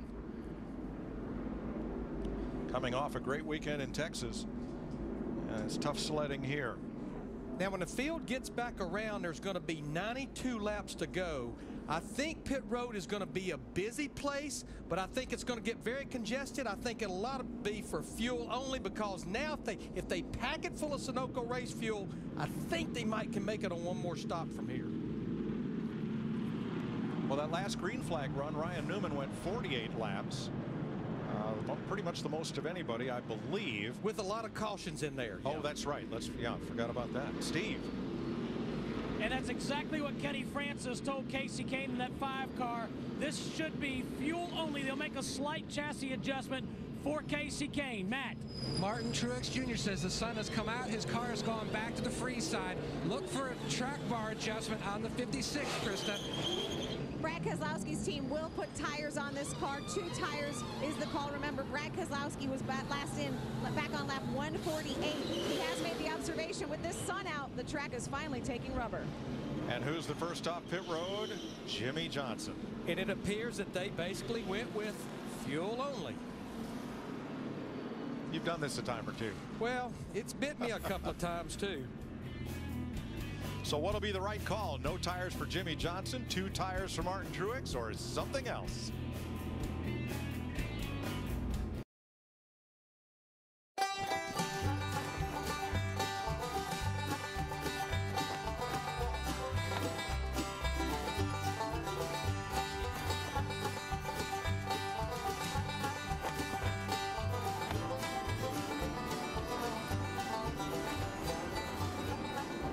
Laps to go in Kansas. Danica Patrick, Jamie McMurray take the wave around as we get ready to race. And come green this time, Carl Edwards, Dale Earnhardt Jr. will be the front row for the restart. Clint Boyer, Ricky Stenhouse, Greg Biffle, Ryan Newman, Jeff Gordon, Jimmy Johnson, Martin Truex, and Casey Kane. 25 cars on the lead lap. It was Bobby Labonte who got the free pass. I'm a little confused. The top 7 drivers stayed out. I know they have to make 2 more pit stops, where everyone that pitted, I feel confident that they can do it on 1 stop. I just think I would have taken advantage and come to pit road and filled that thing up with Sunoco race fuel. A lot of different strategies in play.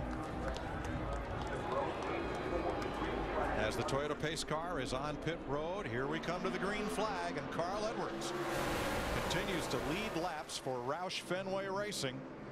He'll get a challenge from Dale Earnhardt Jr. in turn 1.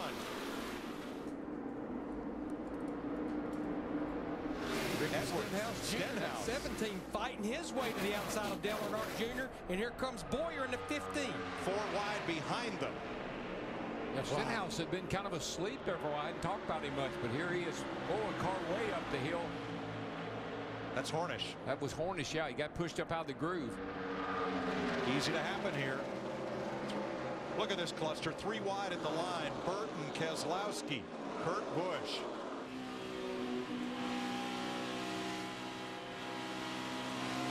Watching from Kevin Harvick as it all unfolds, and that's just a big knot of cars right there. Out front, Edwards and his teammate Stenhouse, then Boyer. Looks like Stenhouse in the 17 really gets off the corner better than Carl Edwards in the 99 right now. Yeah, he's after it right now. He's up there wanting to get the lead back, or get in the lead. He hadn't had it all day. Look at that nice high. Larry, look at him. He's got that momentum on the outside. Yikes. Oh, Carl about shut him down. The door on him. And that's going to open a door for Boyer in the 15. He's going to take second away. I don't know. I wouldn't count Stenhouse out. I might have driven it a little too hard, but he's got that high line working.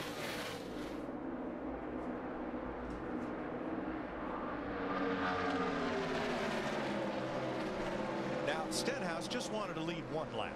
That would get him a bonus point. And every point matters in the new Sprint Cup point system. But Darrell, remember back to qualifying day when Stenhouse made his run and didn't want to tell Carl what he had done? Were they joking about it or not? Well, Carl, oh, trouble on the back, guys. The 9's around, and Hornish is in it. Yeah, hard hit by Sam Hornish, and he gets hit again by Casey Mears. 7th caution flag. Ambrose involved. That's 2 weeks in a row that Marcus Ambrose has had a good run going and got caught up in a wreck. Well, that thing there is hurt too. So to fix that, I don't think the 13's got a lot of right front damage. I'm not sure about him. At least 3 cars involved, all Fords. Watch Ambrose in the 9, then Hornish in the 12. That's Josh Wise in between them. Oh, it's the 9. And it's off turn 2. It's like every now and then a car off of that corner will just step out and spin around. We've seen it time and time again. We saw it in practice, and now we see it here in the race again. Looked like David Gilliland might have got into the back of 1 car there, riding with Danica. That's Timmy Hill. Stay high, all the way to the top, all the way to the top. All good, all good. Caution's out. And let's ride with Casey Mears. In front of you.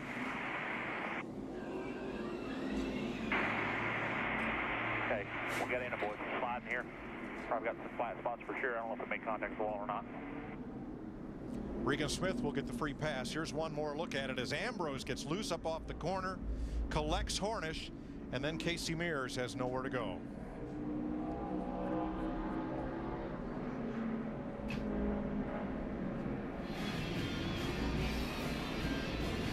Caution's out for the 7th time in Kansas.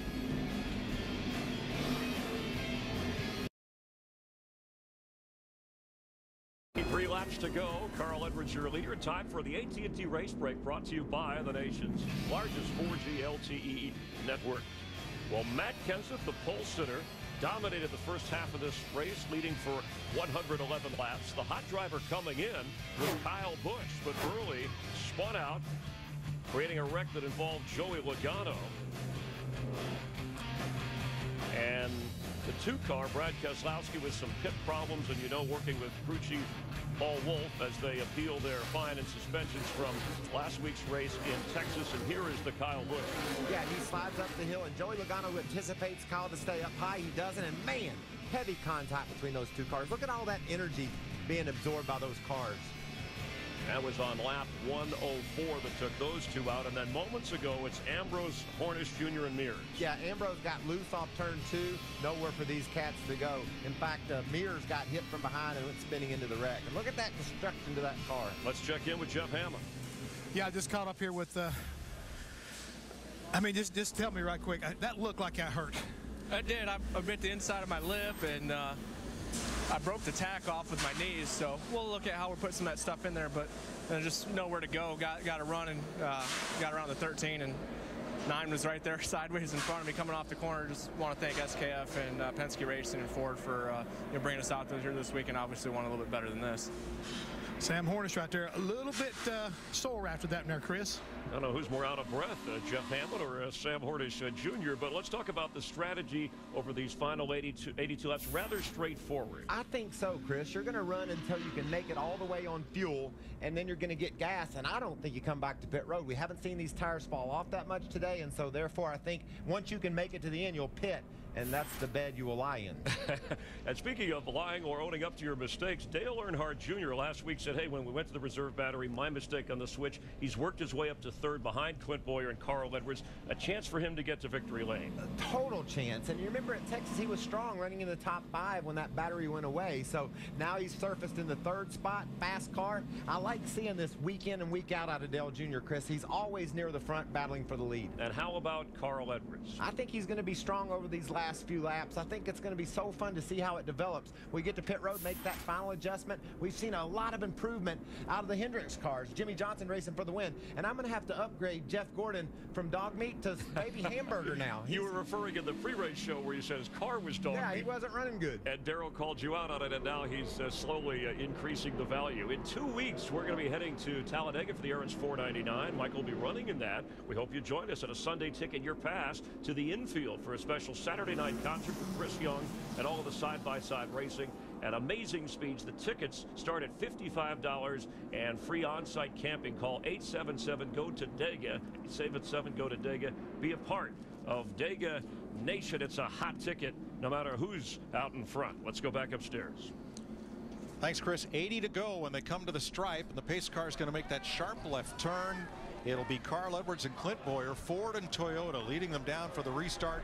Earnhardt Chevrolet, Stenhouse's Ford, and Ryan Newman Chevy are the fast 5. Here they come, and Boyer on the shift got a little out of shape. Here comes Newman trying to capitalize on the apron. Yep, Clint Boyer in the 15 really spun the tires, and actually Newman in the 39, he's going to make that work pretty good diving down there on the apron.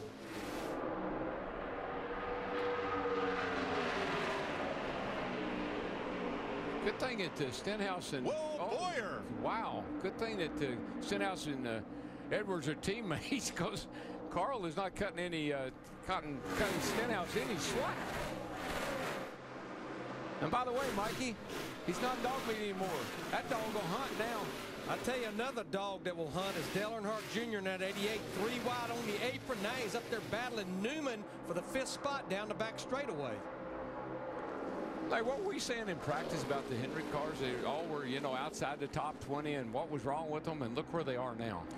Yeah, in fact, we've got 3 in the top 10, and Jeff Gordon's 15th right now. Well, Casey Kane passes Jimmy Johnson, taking Clint Boyer with him. I tell you, a guy that's wheeling his car like I don't think I've seen him wheel in a while. Maybe it's because we're in Kansas. Jamie McMurray is giving that one car a ride today. He is running like a man that owes money. Got Watch him come off turn 4 here. It's got a 90-day note due. Here's McMurray, Boyer, Edwards. They all want to win at their home track, and look at this for the lead. Yes, sir. And Matt Kenseth said, while you boys are playing around, I'll just, whoa, wait a minute, hold the phone. Yeah, Stenhouse net 17. He's not ready to give it up. He said in pre-race, I like the tracks where you use a lot of throttle. Oh, this is one of them for sure. Matt Kenseth chasing that number that he won 24 races in, not to mention that 2003 Sprint Cup Series championship, the 17 number. That car is the same sponsor, same number as Matt drove here last year to victory. Think about Roush Fenway in those Fords, and then Matt Kenseth on his own. Hey, Richmond, next Saturday night, you won't want to miss that short track shootout. Oh, these cars, they're going to be awesome on Richmond racetrack. Yes, they are. Roush Fenway this year, counting this lap, has led 194 laps. That's the entire Roush Fenway team, Stenhouse, Biffle, and Edwards. However, Matt Kenseth on his own has led 430 laps this year. Stenhouse is making me a little bit nervous. He's riding up really high, right up against that edge of where that grip is. It's paying off for him, but boy, if he steps over the line, he'll be in trouble.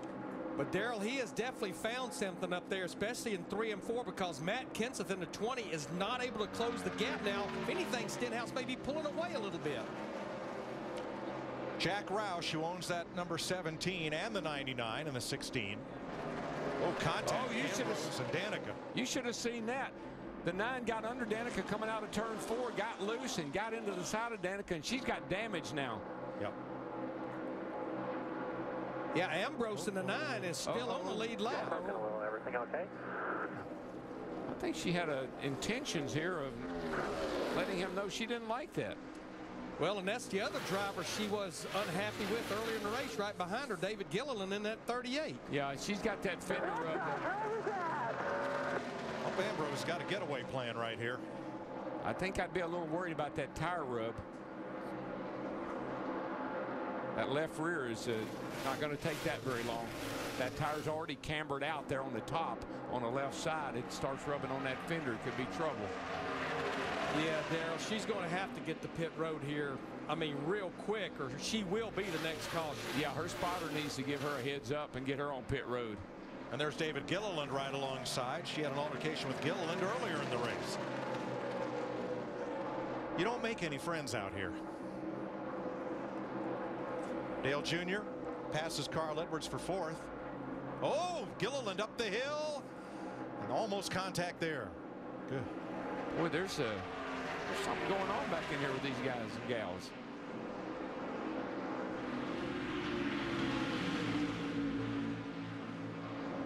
Well, David Gilliland, he is the last driver on the lead lap. Danica Patrick right now 1 lap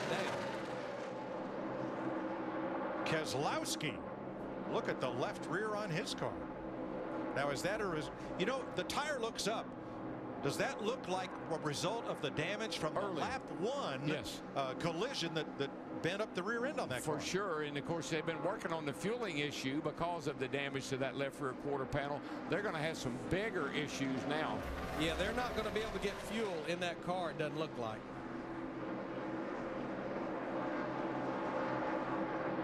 Oh, yeah, that. Marcus was underneath the Danica coming off the corner. He's got damage from that spin on the back there a little bit ago.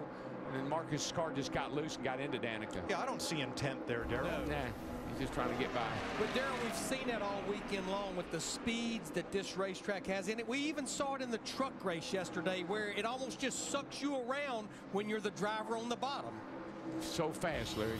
Speed. So Danica Patrick right now wanting to see a caution, not wanting to be the caution. 69 laps to go.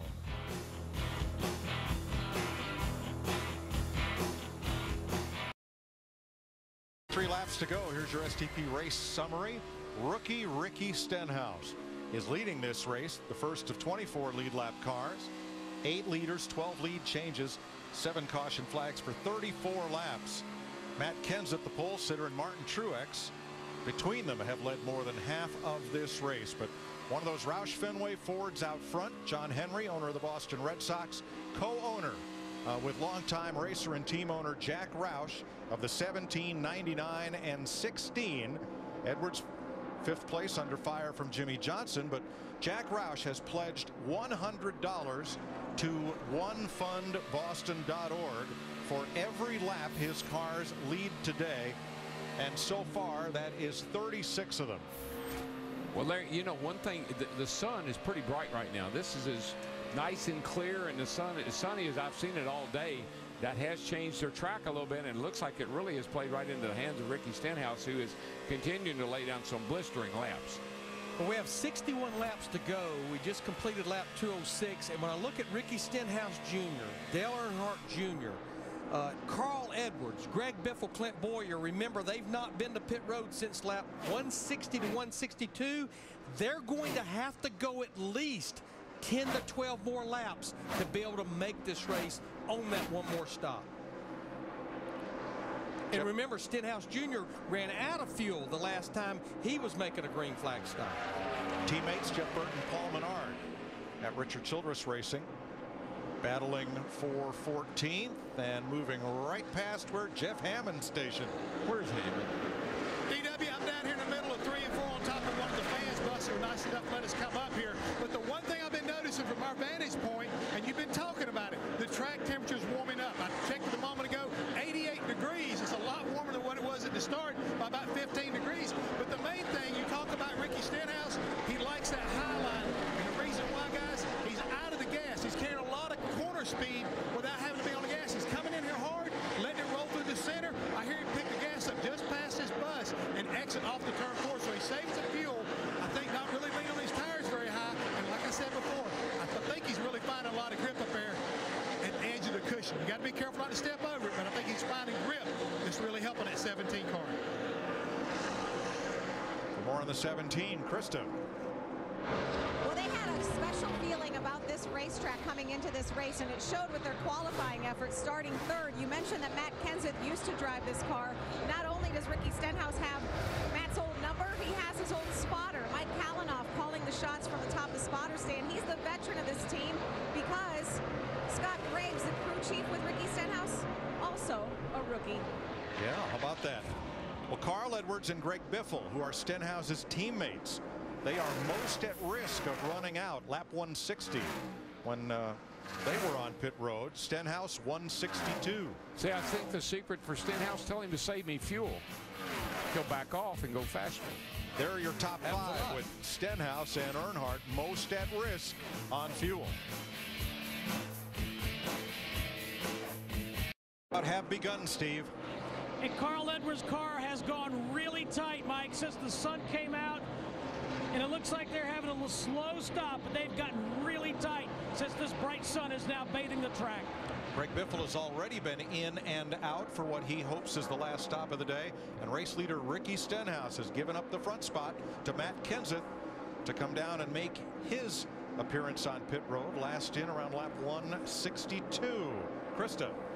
The crew chief wanted Ricky to go one more lap, but he got nervous about that fuel issue they had last time running low. He said, the light came on, I'm coming now. The demand to the driver, let's do it. The crew working, it's a 4-tire change for Ricky Stenhouse, the rookie. So the other drivers that will need fuel, Dale Earnhardt Jr., who hits pit road now, Ryan Newman, Clint Boyer, and Jeff Gordon. Here comes Gordon, along with his teammate Earnhardt to the pit lane. Matt? Mike, others hitting pit road as Junior stops deep in his box. The crew members, Caleb Hurd, he had to run a few steps to insert that can of fuel. Now Junior pitted about 5 laps earlier. Matt, we have a caution. The piece of metal debris from Brad Keselowski's car finally flew off. It hit the Kench fence and came to rest on the asphalt at the exit of turn number 4, just opposite the entrance to pit road. There you see it. The taillight panel. Remember, this all stems from the initial start of the race. And there it goes. That's been hanging there for quite some time. I'm sure NASCAR thought it was going to probably stay on the car, but it eventually just ripped it off. So the cars that already pitted, Dale Earnhardt Jr., Ricky Stenhouse, Carl Edwards, and Greg Biffle, go a lap down. If everyone else pits, they could stay out and get the wave around on this caution, but only if everybody else on the lead lap pits. But right? my question, yeah, everyone has to pit, and I think they will if you've not been to pit road. But I think with those guys, unless they feel like the cautions will get them there, they were going to have to run 51+ laps to get to the end. They're in a little bit of a box right here. They have to take the wave around, though, I think, to get back on the lead lap. Right, Larry, because if they pit, then they're stuck a lap down. First things first. Got to get back on the lead lap. On the lead lap. That's the first thing. Then we'll figure the rest of it out from there. Now, Stenhouse won't have that worry because he is the first car 1 lap down. He gets the free pass. Well, it's a no-brainer for him. Come back to pit road and top that thing off. Pack it with Sunoco race fuel. That's right, because his crew chief had him pit a lap early than he really wanted to because they ran out of fuel earlier. So this is a bit of an insurance policy for them.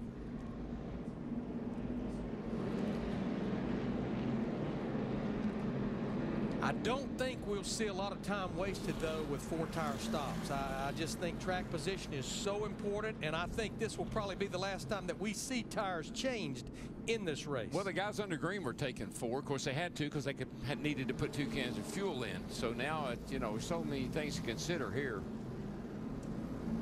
Starting tomorrow on National Geographic, a new series called Brain Games. That'll put your brain to the test. A roller coaster for your mind with challenges and games. Premiering tomorrow on the National Geographic Channel. Brain games that are going on right now are up and down pit road. Oh, what do you do? They're smoking down there right now because this is a critical point in this race. What do we do now, and how's it going to set us up? But this should put everybody where they can make it to the end. You just think back to Texas last week. Big part of that race was won on pit road at the end. Larry, we just saw a close shot of Brad Keselowski's car, and the question will be, will they be able to fuel that car? The good news is they're able to do it here under caution. They didn't have to do it under green like we were headed to. So let's take an inside look at what's happening in the NASCAR Sprint Cup Series, brought to you by Sprint. Matt Kenseth has the fastest lap of the race, set back on lap 10. Get unlimited access to NASCAR with the NASCAR Mobile 13 app, and no metering, no throttling, no overages, all while on the Sprint network. Learn more at sprint.com/speed. Sprint is based here in the Kansas City area, and they have been a great partner for NASCAR with the Sprint Cup Series. And our thanks to Tim Considine and his folks for a nice evening Friday night that we enjoyed with them, and talked about planning for the Sprint All-Star race coming up in Charlotte in May, and next year's Sprint Unlimited at Daytona. You know who hated to see that caution, I think, was Ryan Newman and Clint Boyer, because I think they were in a position where they were going to make their green flag pit stops and they were going to be able to make it to the end. But right now, I think they're in a position running this slow speed on the racetrack. They need pit road to be open because they have to be getting very close to being out of fuel. Looks like they're open this time by, Larry. That's what I'm hearing.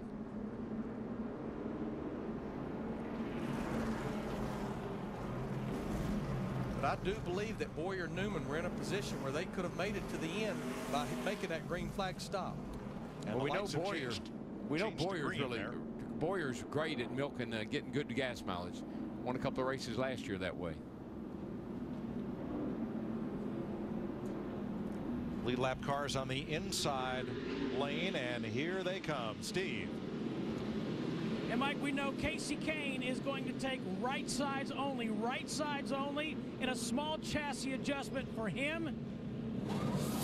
Let's go to Matt. And Jimmy Johnson's been the tightest he has been all day on exit. They're going to make a chassis adjustment. Meanwhile, Kevin Harvick, he doesn't want to give up the track position, but they're going to go 4 tires because his car's been the best all day on 4. Krista? Matt Kenseth said he's loose into 3, and if you're not leading, you cannot be too loose. So, boys, let's make sure we're leading when this is all said and done. Right side tires only for Matt Kenseth. He spins the tires getting out of his pit, and it's close. I think he made it. At the line between he and Martin Truex, who jumps 5 positions. Here's the race off pit road. Wasn't quite that close, was it? It looked it from here. Matt Kenseth, your leader. April is a month nationally associated with environmental awareness, and NASCAR has launched NASCAR Race to Green. It's a way for fans to help support the environment, including the ability to donate trees across the country and in a number of areas recently devastated by natural disasters. NASCAR fans can visit www.nascar.com/green to learn more or make a donation. Michael Waltrip, Chris Myers, 44 laps to go. Martin Truex Jr. pit stop, came in 7th, came out 2nd. We heard his crew chief already saying save fuel. Yeah, what we thought would be a pretty straightforward finish to a NASCAR race, that never happens. There's always things that throw you a curve. This caution flag in the middle of these green flag stops is a curveball for a guy like Ricky Stenhouse Jr., Dale Earnhardt Jr., and Carl Edwards. They were running at the front. Now they're going to restart in the back. Dale Jr. asked his crew chief on the radio, what am I doing back here? He said, this one hurt. That was a bad timely caution. And Mike, Matt Kenseth has 1 career win from the pole. He started there today and has dominated back on top with just a 44 to go. Well, Chris, it was 1985 when Bill Elliott won at Michigan, Dale Earnhardt at Bristol, and then Elliott at Darlington. 1985, the last time we've had 3 straight winners come from the pole position. This would be the 3rd of 3 today if Kenseth can pull it off. Well, this will be interesting to see with Kenseth and Truex up there. Truex seems to have trouble with his car always right at the end of the race. Last week a shock, and then last year here the thing tightened up on him. We'll see how it goes today. Kenseth on the throttle. He's got half a car length on Casey Kane. Make that a full car length as they cross the line under green. And they're already on the apron 3 and 4 wide behind this group. Kenseth yards, Truex. Kane is third. Johnson fourth.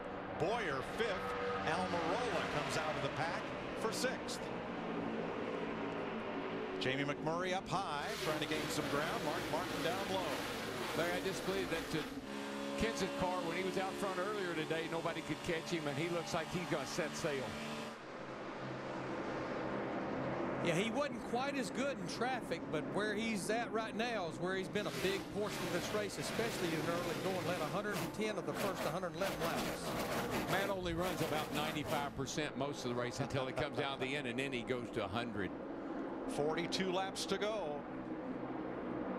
You know what we haven't done today? Oh, yeah. A NASCAR on Fox Sunday. Crank it up.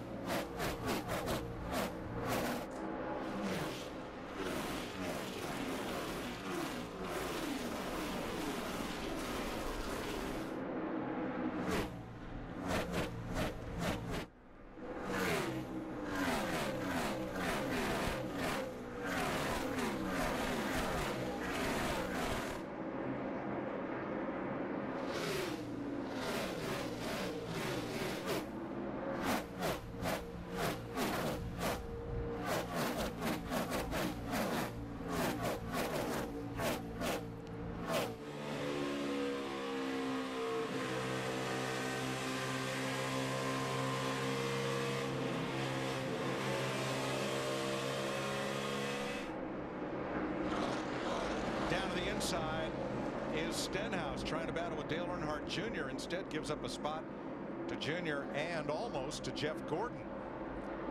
Now Stenhouse is having trouble getting around Jr. He had a pass made on him, but Jr. came back on the outside. That opened the door for Jeff Gordon, but they've singled it out and back to it. Well, that's 3 drivers that stayed out and took the wave around, get back on the lead lap, back there battling for 17th position. For 10th place, Brad Keselowski, Ryan Newman. You know, I can't say enough about Paul Wolf, Brad Keselowski, and this 2 team battling back to a top 10 last week after all the pre-race inspection issues. And here they have battled all day long and sitting here inside the top 10 now. Yeah, I tell you, right behind these 2 guys are another guy that I'm just amazed with as well, and that's the 78 car of Kurt Busch. He has gotten himself up here. He's running right behind Newman in 11th. Darrell, this is pretty wild right here. No, it is. I've been watching. Dale Jr. about lost the handle in turn number 3. Keselowski got under him. Almost they touched there. Almost. But look at who, Stenhouse, excuse me, look at, they have brought Tony Stewart right up into that battle. Here comes Jeff Burton as well. Or rather, Carl Edwards right there in the 99. Yeah, Junior was holding up to 17 just a little bit, and I didn't know if that was going to turn out pretty for either one of them, but Stenhouse has now cleared him and moving away. Well, all these drivers know a long way to go and a short time to get there with 36 laps to go. I'm in a hurry, and I do know why. Earnhardt Gordon side by side, and neither can clear. Speaking of side by side, that's what we're going to do with 36 laps to go in the STP 400.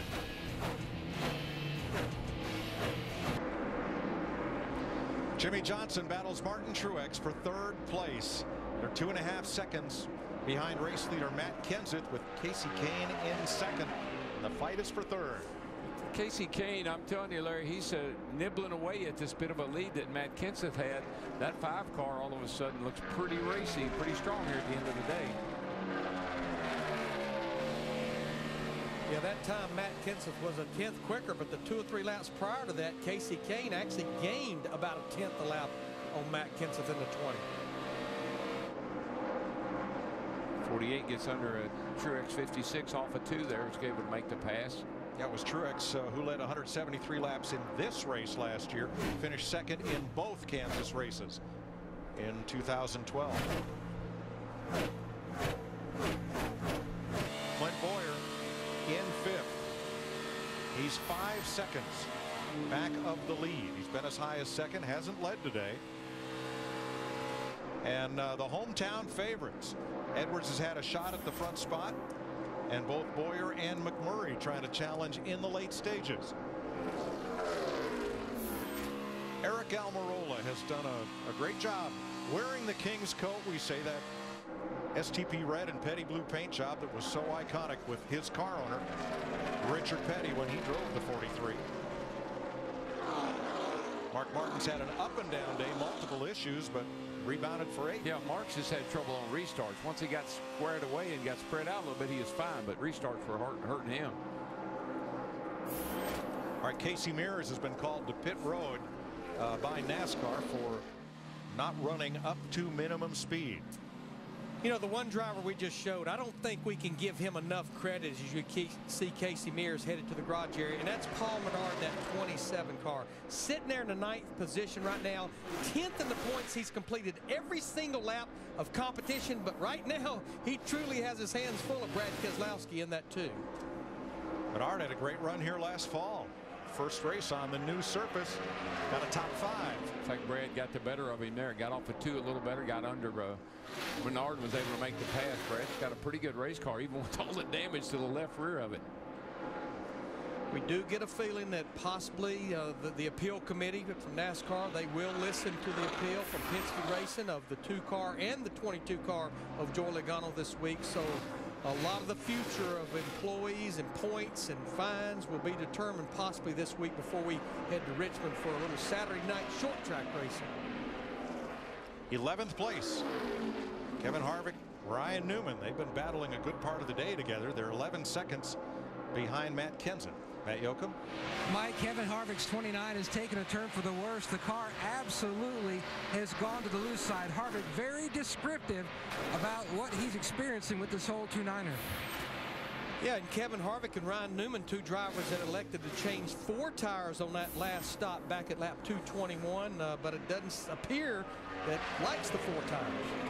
Juan Montoya, who had a flat earlier in an unscheduled stop, comes back to pit road unexpectedly.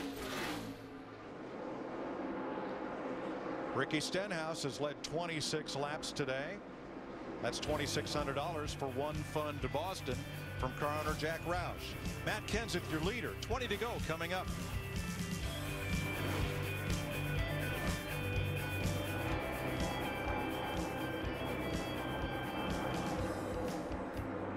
Prior to that, Casey Kane actually gained about a 10th a lap on Matt Kenseth in the 20. 48 gets under a Truex 56 off of 2 there, was able to make the pass. That was Truex, who led 173 laps in this race last year, finished second in both Kansas races in 2012. Clint Boyer in 5th. He's 5 seconds back of the lead. He's been as high as second, hasn't led today. And the hometown favorites. Edwards has had a shot at the front spot, and both Boyer and McMurray trying to challenge in the late stages. Eric Almirola has done a great job wearing the King's coat. We say that STP red and Petty blue paint job that was so iconic with his car owner, Richard Petty, when he drove the 43. Mark Martin's had an up and down day, multiple issues, but rebounded for 8. Yeah, Mark's just had trouble on restarts. Once he got squared away and got spread out a little bit, he was fine, but restarts were hurting him. All right, Casey Mears has been called to pit road by NASCAR for not running up to minimum speed. You know, the one driver we just showed, I don't think we can give him enough credit as you see Casey Mears headed to the garage area, and that's Paul Menard, that 27 car. Sitting there in the 9th position right now, 10th in the points. He's completed every single lap of competition, but right now, he truly has his hands full of Brad Keselowski in that too. Menard had a great run here last fall. First race on the new surface, got a top 5. In fact, Brad got the better of him there. Got off at 2 a little better, got under. Menard was able to make the pass. Brad's got a pretty good race car, even with all the damage to the left rear of it. We do get a feeling that possibly the appeal committee from NASCAR, they will listen to the appeal from Penske Racing of the 2-car and the 22 car of Joey Logano this week. So a lot of the future of employees and points and fines will be determined possibly this week before we head to Richmond for a little Saturday night short track racing. 11th place, Kevin Harvick, Ryan Newman. They've been battling a good part of the day together. They're 11 seconds behind Matt Kenseth. Matt Yoakum. Mike, Kevin Harvick's 29 has taken a turn for the worse. The car absolutely has gone to the loose side. Harvick very descriptive about what he's experiencing with this whole 29er. Yeah, and Kevin Harvick and Ryan Newman, 2 drivers that elected to change 4 tires on that last stop back at lap 221, but it doesn't appear that likes the 4 tires. Juan Montoya, who had a flat earlier in an unscheduled stop, comes back to pit road unexpectedly. Ricky Stenhouse has led 26 laps today. That's $2,600 for one fun to Boston from car owner Jack Roush. Matt Kenseth, your leader. 20 to go coming up.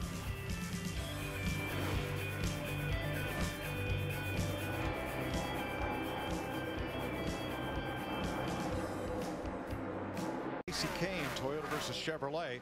Then it's Jimmy Johnson, Martin Truex, Clint Bowyer.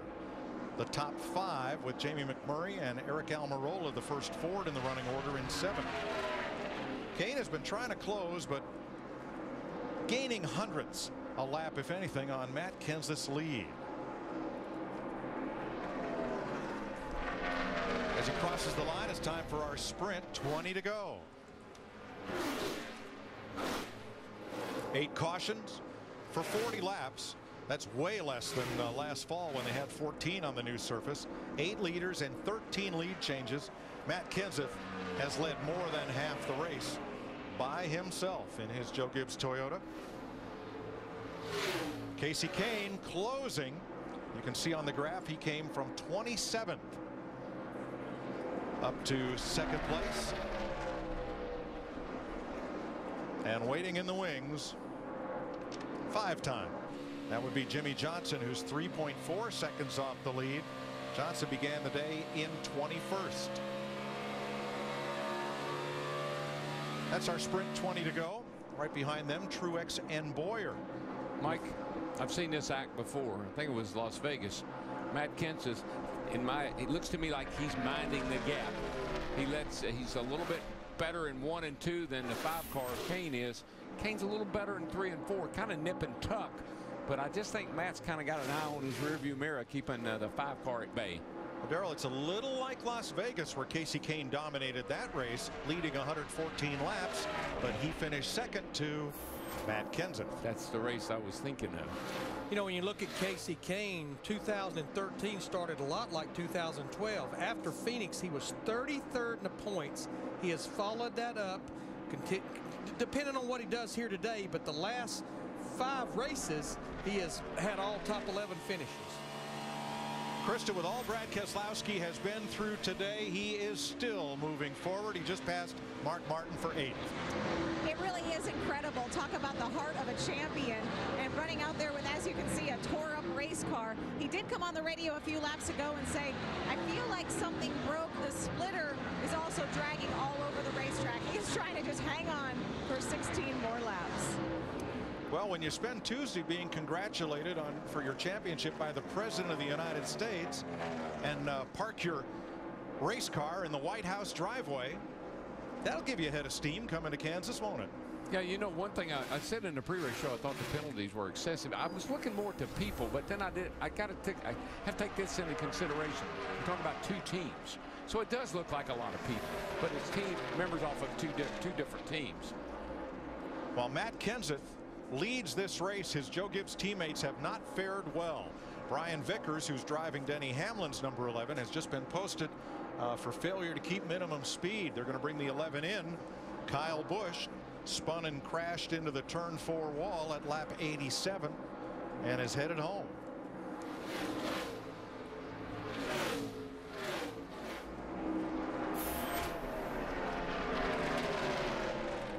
Elliott Sadler started a 4th Joe Gibbs car. First appearance for Sadler in the Cup Series this year. He's a regular in Nationwide this season for Joe Gibbs, and that car also crashed back at lap 87. That's why you want to have multiple cars. He's going to be on the bottom. All I know is the gap is closing between Matt Kenseth in the 20, Kasey Kahne in the 5, and you can hear Matt Kenseth's voice go up an octave just like Las Vegas. Yeah, and I think some of that's traffic, though, Larry. Matt's caught a couple of cars here that he's had to deal with, and it has allowed Kahne to close the gap a little bit. We'll see how it works out here, but you hear Matt asking that spotter, you got to start talking to me. 2 laps ago, Kahne made up 0.3 of a second. This last lap, Kenseth was 1/10 quicker, but the gap diminishes. Yeah, it's just like Vegas. I mean, it's deja vu all over again. Matt's a little bit better in 1 and 2. Casey's a little bit better in 3 and 4. They just kind of trade it backwards and forth, about a 10th. Yeah, Kasey Kahne gets in better getting into turn 3 than Matt Kenseth, which tells me possibly overdriving the corner. Kenseth gets off better. Yeah, I think what it is the 5 car of Kahne is running a higher line, just a teeny bit higher. That gives him a nice run down the back. There are the speeds, 12 laps to go. And a little more speed for Kahne at the end of the back straightaway. 1 more mile per hour, but over the space of 12 laps, that can make a difference. And Matt Kenseth, he's going to catch several drivers that'll be battling him to just try to stay on the lead lap or try to stay in the position they're in. So he's going to catch some lap traffic. Yeah, and see, I don't think it hurts Kasey. He doesn't mind running the high line. I just don't think that Matt likes running that high line. He loses a little time when he gets up there, where Kasey gains time. Lapping David Gilliland, who's done quite a job of staying on the lead lap all day until these final 10 circuits. Boy, there you can just see Kasey Kahne in that 5 car sails that thing off into the corner and closes that gap. 10 to go. Matt gets off of 2 a little bit better than Kasey to kind of maintain. Maybe Matt pulls him a little down the back, but then watch Kahne go into turn 3. This is where he really picks it up.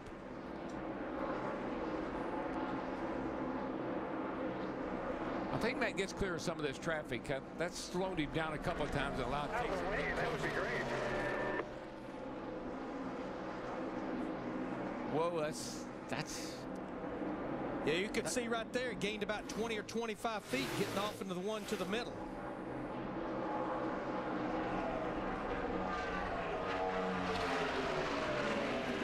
Darrell, the lead car has to bust his way through traffic. The second place car, when he's that close, kind of has a free ride with the lapped car. Yeah, he gets the advantage of the car knowing that the leaders are coming and that Matt has gone by, and they know Kasey's right behind him, so they kind of give him a break. 8 to go. 40 laps since the last caution flag, and they are this close for the win in Kansas. Once again, Matt just seems to get off of 2 a little bit better than Kasey. Kasey's a little tight there. Then he really pours it down into turn 3, closes back in a little bit. Yeah, Matt actually went up the racetrack a little bit that time. It looked like right in the middle of 3 and 4. Now Jimmie Johnson is running the same lap times as these two, but he is 3.5 seconds back. Truex 6 seconds back, and Boyer 8.5. Kahne is there right now. Off on the back straightaway, but he lost ground right there, late exit. Can't get off of 2. He gets off of 3rd and 4 here better than Matt, but Matt's better off of 2. Boy, did he drive it down in there, and he made it stick, Darrell, about 2 car lengths back, but Danica Patrick's going to get in the middle of him. That's all right. Kahne could sweep all the way up the racetrack, use all the racetrack behind Patrick. Didn't seem to affect him that much, as now he goes to the bottom and chases the leader with 6 laps to go.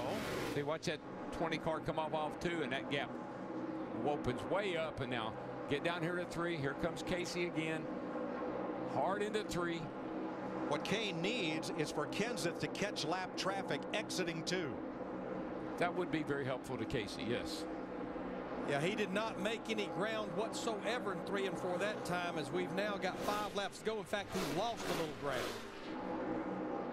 You see the lead as both a time and a distance when our Fox Tracks is in with those speeds. Matt Kenseth says, oh, heck, I've done this before. I got this one.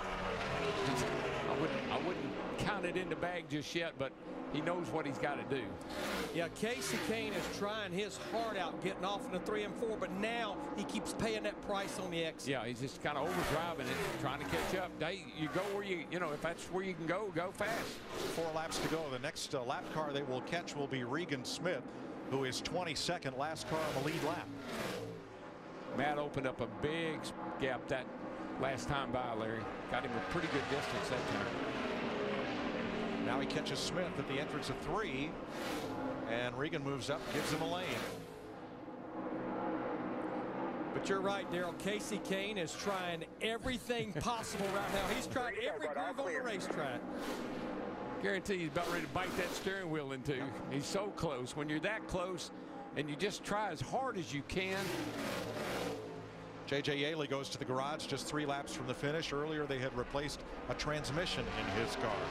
Now Tony Stewart in the 14 is the next driver out there. I don't think with coming to 2 to go that they'll catch that group. So they'll pretty much just have to fight it out on their own. Casey actually made a pretty decent gain that time through 3 and 4. That's his end of the track, 3 and 4. We'll see how Matt does off of 2 again. That seems to really be where it pays off. And this is the same thing that happened at Vegas. Exactly. Kane got a good run up off high side that time. He's going to get a lot of straightaway speed here. He's there this time. Brian Vickers down and out of the way. They may catch the next car before this one's over. Kane has the bottom, sweeps up out of turn number 4. White flag in the air. One more lap. It is not over yet, though, boys. McMurray may not be a factor. He's probably far enough ahead as they roll turn number 2.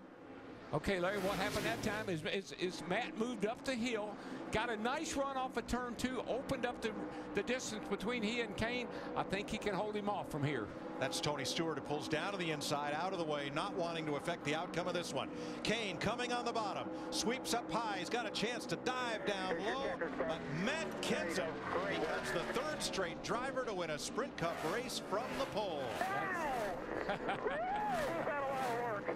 Well, dang, man. Thanks, guys. I just can't tell you guys how unbelievably proud I am to drive for you guys. Thank you very, very much. I thought I was going to lose that one. Tear it up, boys. Let's just keep getting them, man. Keep getting them. Great job on pit road. He's the only driver to win on this new surface with this new configuration. One here in the fall, driving for Roush Fenway. Casey Kane came within 0.15 of a second, beating Matt Kenseth today. Jimmy Johnson 3rd, Martin Truex, Clint Boyer the top 5. Boyer crossing the line just a couple of tenths of a second ahead of Brad Keselowski, who came all the way to 6th. Jamie McMurray 7th, Eric Almirola, Mark Martin, Paul Menard the top 10.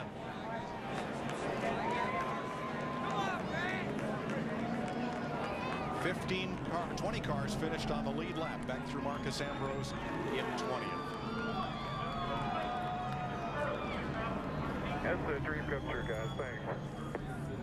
Matt Kenseth from the pole, first time since 1985, 3 straight winners from the pole.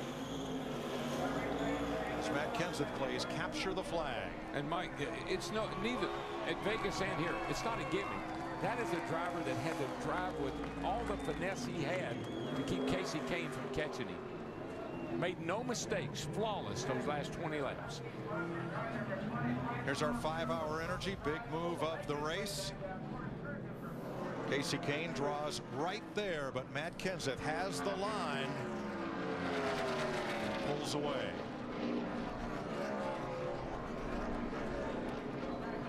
'26 Sprint Cup win for Matt Kenseth in his 480th start. There's Coach Joe Gibbs, who gets his 104th series victory and his 4th of this season. Matt's wife, big celebration.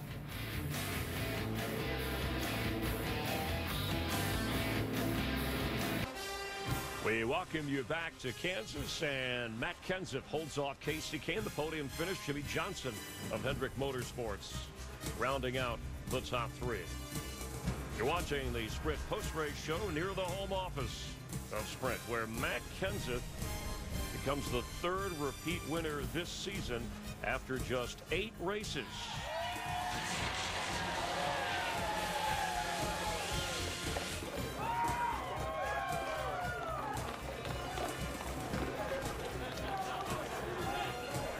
And Matt Kenseth, 2 wins this year, second win at Kansas. Describe the challenge of trying to hold off Casey Kane once again like you did at Las Vegas. Yeah, it's funny, we had a big-time softball game last week and we were talking about it a little bit, but he's finished second to us a couple times. So, man, I really thought he had me. My car would start getting loose into 3, and I got really loose into 3 with about 5 to go. I actually did it twice in a row and thought we were going to get beat. But, man, thanks a lot to Jason Ratcliffe, everybody at Toyota, Big Power, JGR, Sprint, Home Depot, Husky Tools, Dollar General, Gatorade, Citizen Watches, and GameStop and Research. We got great partners over here. Man, this is a dream come true to drive this stuff, man. It is awesome. Matt, when you talk about that and you go to a new team, and you once told me you never know when you're going to win again, but to start the year like you did, can you describe what this means for you personally? You really don't, and standing here right now, you don't know, if or, hopefully when you'll ever win again. So, I mean, our cars have been so incredibly fast all year. We don't have all the finishes to show for it, but I'm so thankful to have another win. Hopefully I'll get us up there a little bit in points, and, I really, I knew it the first time I talked to these guys. I really still feel it. I mean, these guys are contenders. They're an awesome race team, and glad to be wheeling this thing. And Krista, the last time this very race car hit the racetrack, they took it to victory lane in Las Vegas. They need to keep this thing in storage for all the intermediate races. Meanwhile, with Casey Kane, 267 laps. So did you need it to be about 270, or did you need that cloud to come out? I needed clouds. We tightened up a little bit that final run, and putting 2 on and 0 and all that throughout the race, I knew we were going to be a little loose, but I didn't think it'd be quite that bad. And Matt was fast, so it sounded like I just did everything I could, and he'd kind of go to those spots and couldn't make any ground. But it was still a good race. Thanks to Farmers Insurance, 85 years of Farmers Insurance, Chevrolet, Time Warner Cable, Quaker State. Everybody, my team's done an awesome job, and we fought back after a little disappointing last week, 11th. We came back this week. It was an almost for Casey Kane in Kansas. Steve?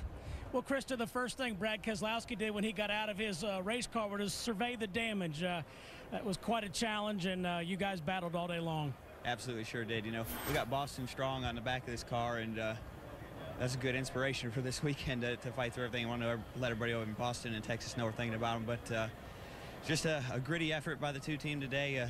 Usually you're not happy unless you win.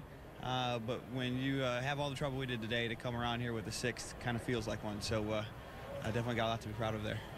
Championship effort. Thank you, Brad. Let's go back to Krista. Standing by with Jimmy Johnson. For Hendrick Motorsports, we had talked all week. Where are they? Where are they? Well, there you are, 2 of you guys in the top 5. Yeah, Friday and Saturday weren't fun.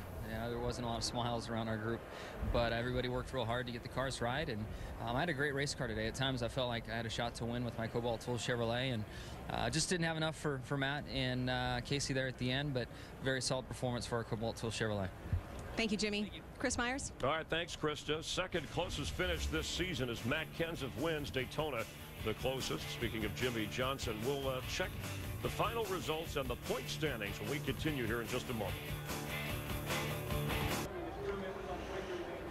Glad you're watching with us. Michael Waltrip, Chris Myers on the Sprint post-race show. Wrapping up from Kansas Speedway, Kenseth, Kane, Jimmy Johnson. Checking the unofficial results here. Martin Truex Jr. and Clint Boyer. A couple of Michael Waltrip racers in the top 10 with Mark Martin. And right behind those guys, Brad Keselowski. That team answered a lot of questions this weekend with the parts and the controversy that they had in Texas. To have a car that was damaged and battle back to a 6th place finish, that is awesome. Ricky Stenhouse Jr. had the lead for a while, his best start in any race. And Jeff Gordon, he's a sirloin. I mean, he fought that thing all day long and drove it to the 13th place finish. Great run for him. Dale Jr. and Stenhouse, like you said, they had troubles with that last caution that cost them positions. And disappointing for Tony Stewart, who at this point last year already had a couple of wins. Yeah, and this is the worst start to his career this point in the season ever, and his struggles continue today, finishing 21st. David Gilliland with Danica Patrick was entertaining to watch as a Casey Mears get caught up in a mishap. David Stremme actually led for a lap, and Kyle Busch, who came in the hot driver, 2 wins, led more laps before this race. Now Matt Kenseth holds that distinction with the wreck, getting caught up with Joey Logano, and there is your winner here in Kansas. Let's check in with Chris Devoto, who's with Martin Truex Jr. Another great run for Martin Truex. I know you want that win so badly, but you're finishing top 5 every week, so we know it's coming. Well, yeah, I mean, today was obviously a great day for us, and, I caught a lot of grief this week, I think, for being so disappointed about second last week, and I'm like, it was all circumstance. You know, if we had a second place car, I'd be happy. Today, I'm super excited about our fourth place run. All the guys in the Napa team, everybody at MWR did such an awesome job all weekend long. I think the weather caught us a little bit today. Track was a lot slicker than we expected, but had to go to the back once, fought our way back, fourth place. All in all, a great day for us, and you know, really proud of the team, what they were able to do. Another top 5 for Martin Truex. Thanks, Krista. So every driver in the top 12 changed positions except for the points leader, Jimmy Johnson, and that's his biggest points lead of the season after 8 races. Yeah, and Casey Kane is so impressive. Last year, his start was disastrous. This year, he's out of the gate strong, almost has won 2 races. So watch for him to be a guy that can win this championship in 2013. Kevin Harvick hanging in there, has yet to get a victory. Jeff Gordon just outside the top 12. We talked about the point reduction for the penalty that hurt Logano, and he goes all the way down to 20th after getting caught up in the wreck today. We'll continue from Kansas. We'll take a look at the race next weekend. You're watching NASCAR on Fox, and for Matt Kenseth, his second victory of the year. Last 3 wins for him have come on a 1.5-mile track.